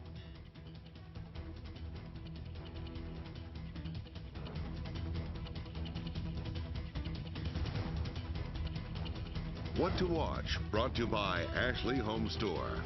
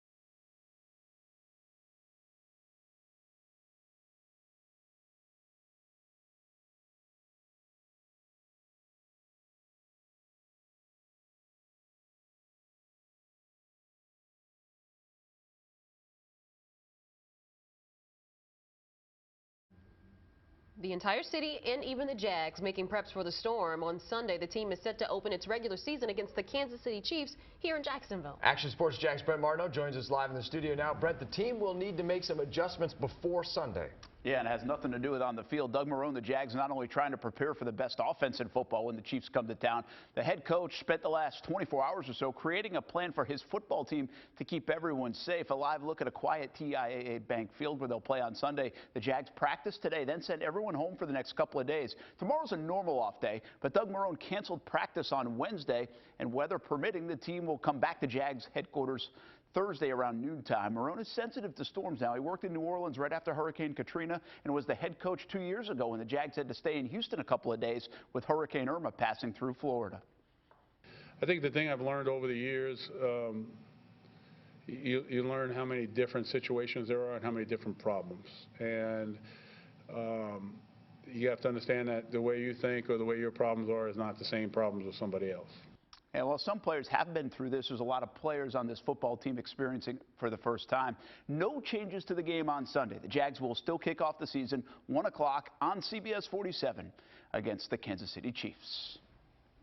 Guarantee you, Coach, the Jags will be ready to play and practice Thursday afternoon. This storm is out of here. Some good news. And then by Sunday, it's going to be a hot kickoff. But that's what we'd expect this time of year. And there you can see Dorian making that move to the northwest, then north, staying a little bit east of Florida and Jacksonville, but close enough so that there are going to be some significant impacts, especially at our coastal areas, the beaches, and then, of course, the St. Johns River as well and its tributaries as the hurricane at its closest approach to St. Johns County is going to be about 70 miles offshore of St. Augustine Wednesday about midday to early afternoon, east of Jacksonville by late afternoon and early evening, southeast of Brunswick Wednesday night, and then it accelerates off to the north and east, and that allows it behind that to be turned much drier and will clear it out. But in the interim, next couple of days, it's a very Matthew-like system, hurricane, with just a true beach battering here over the next couple of days. We're just getting started, folks, and we're going to be here through it all with you. Tonight, all new on FOX30 at 10, ready to make rescues, how the local Coast Guard is getting ready ahead of Dorian.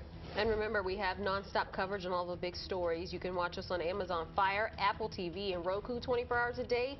Download the Action News Jax news and weather apps, especially that First Alert weather app. It's free in your app store. And you can always visit actionnewsjax.com for the latest on Hurricane Dorian. Thank you so much for joining us for FOX30 Action News Jax at 6:30. We'll see you again tonight at 10 and 11.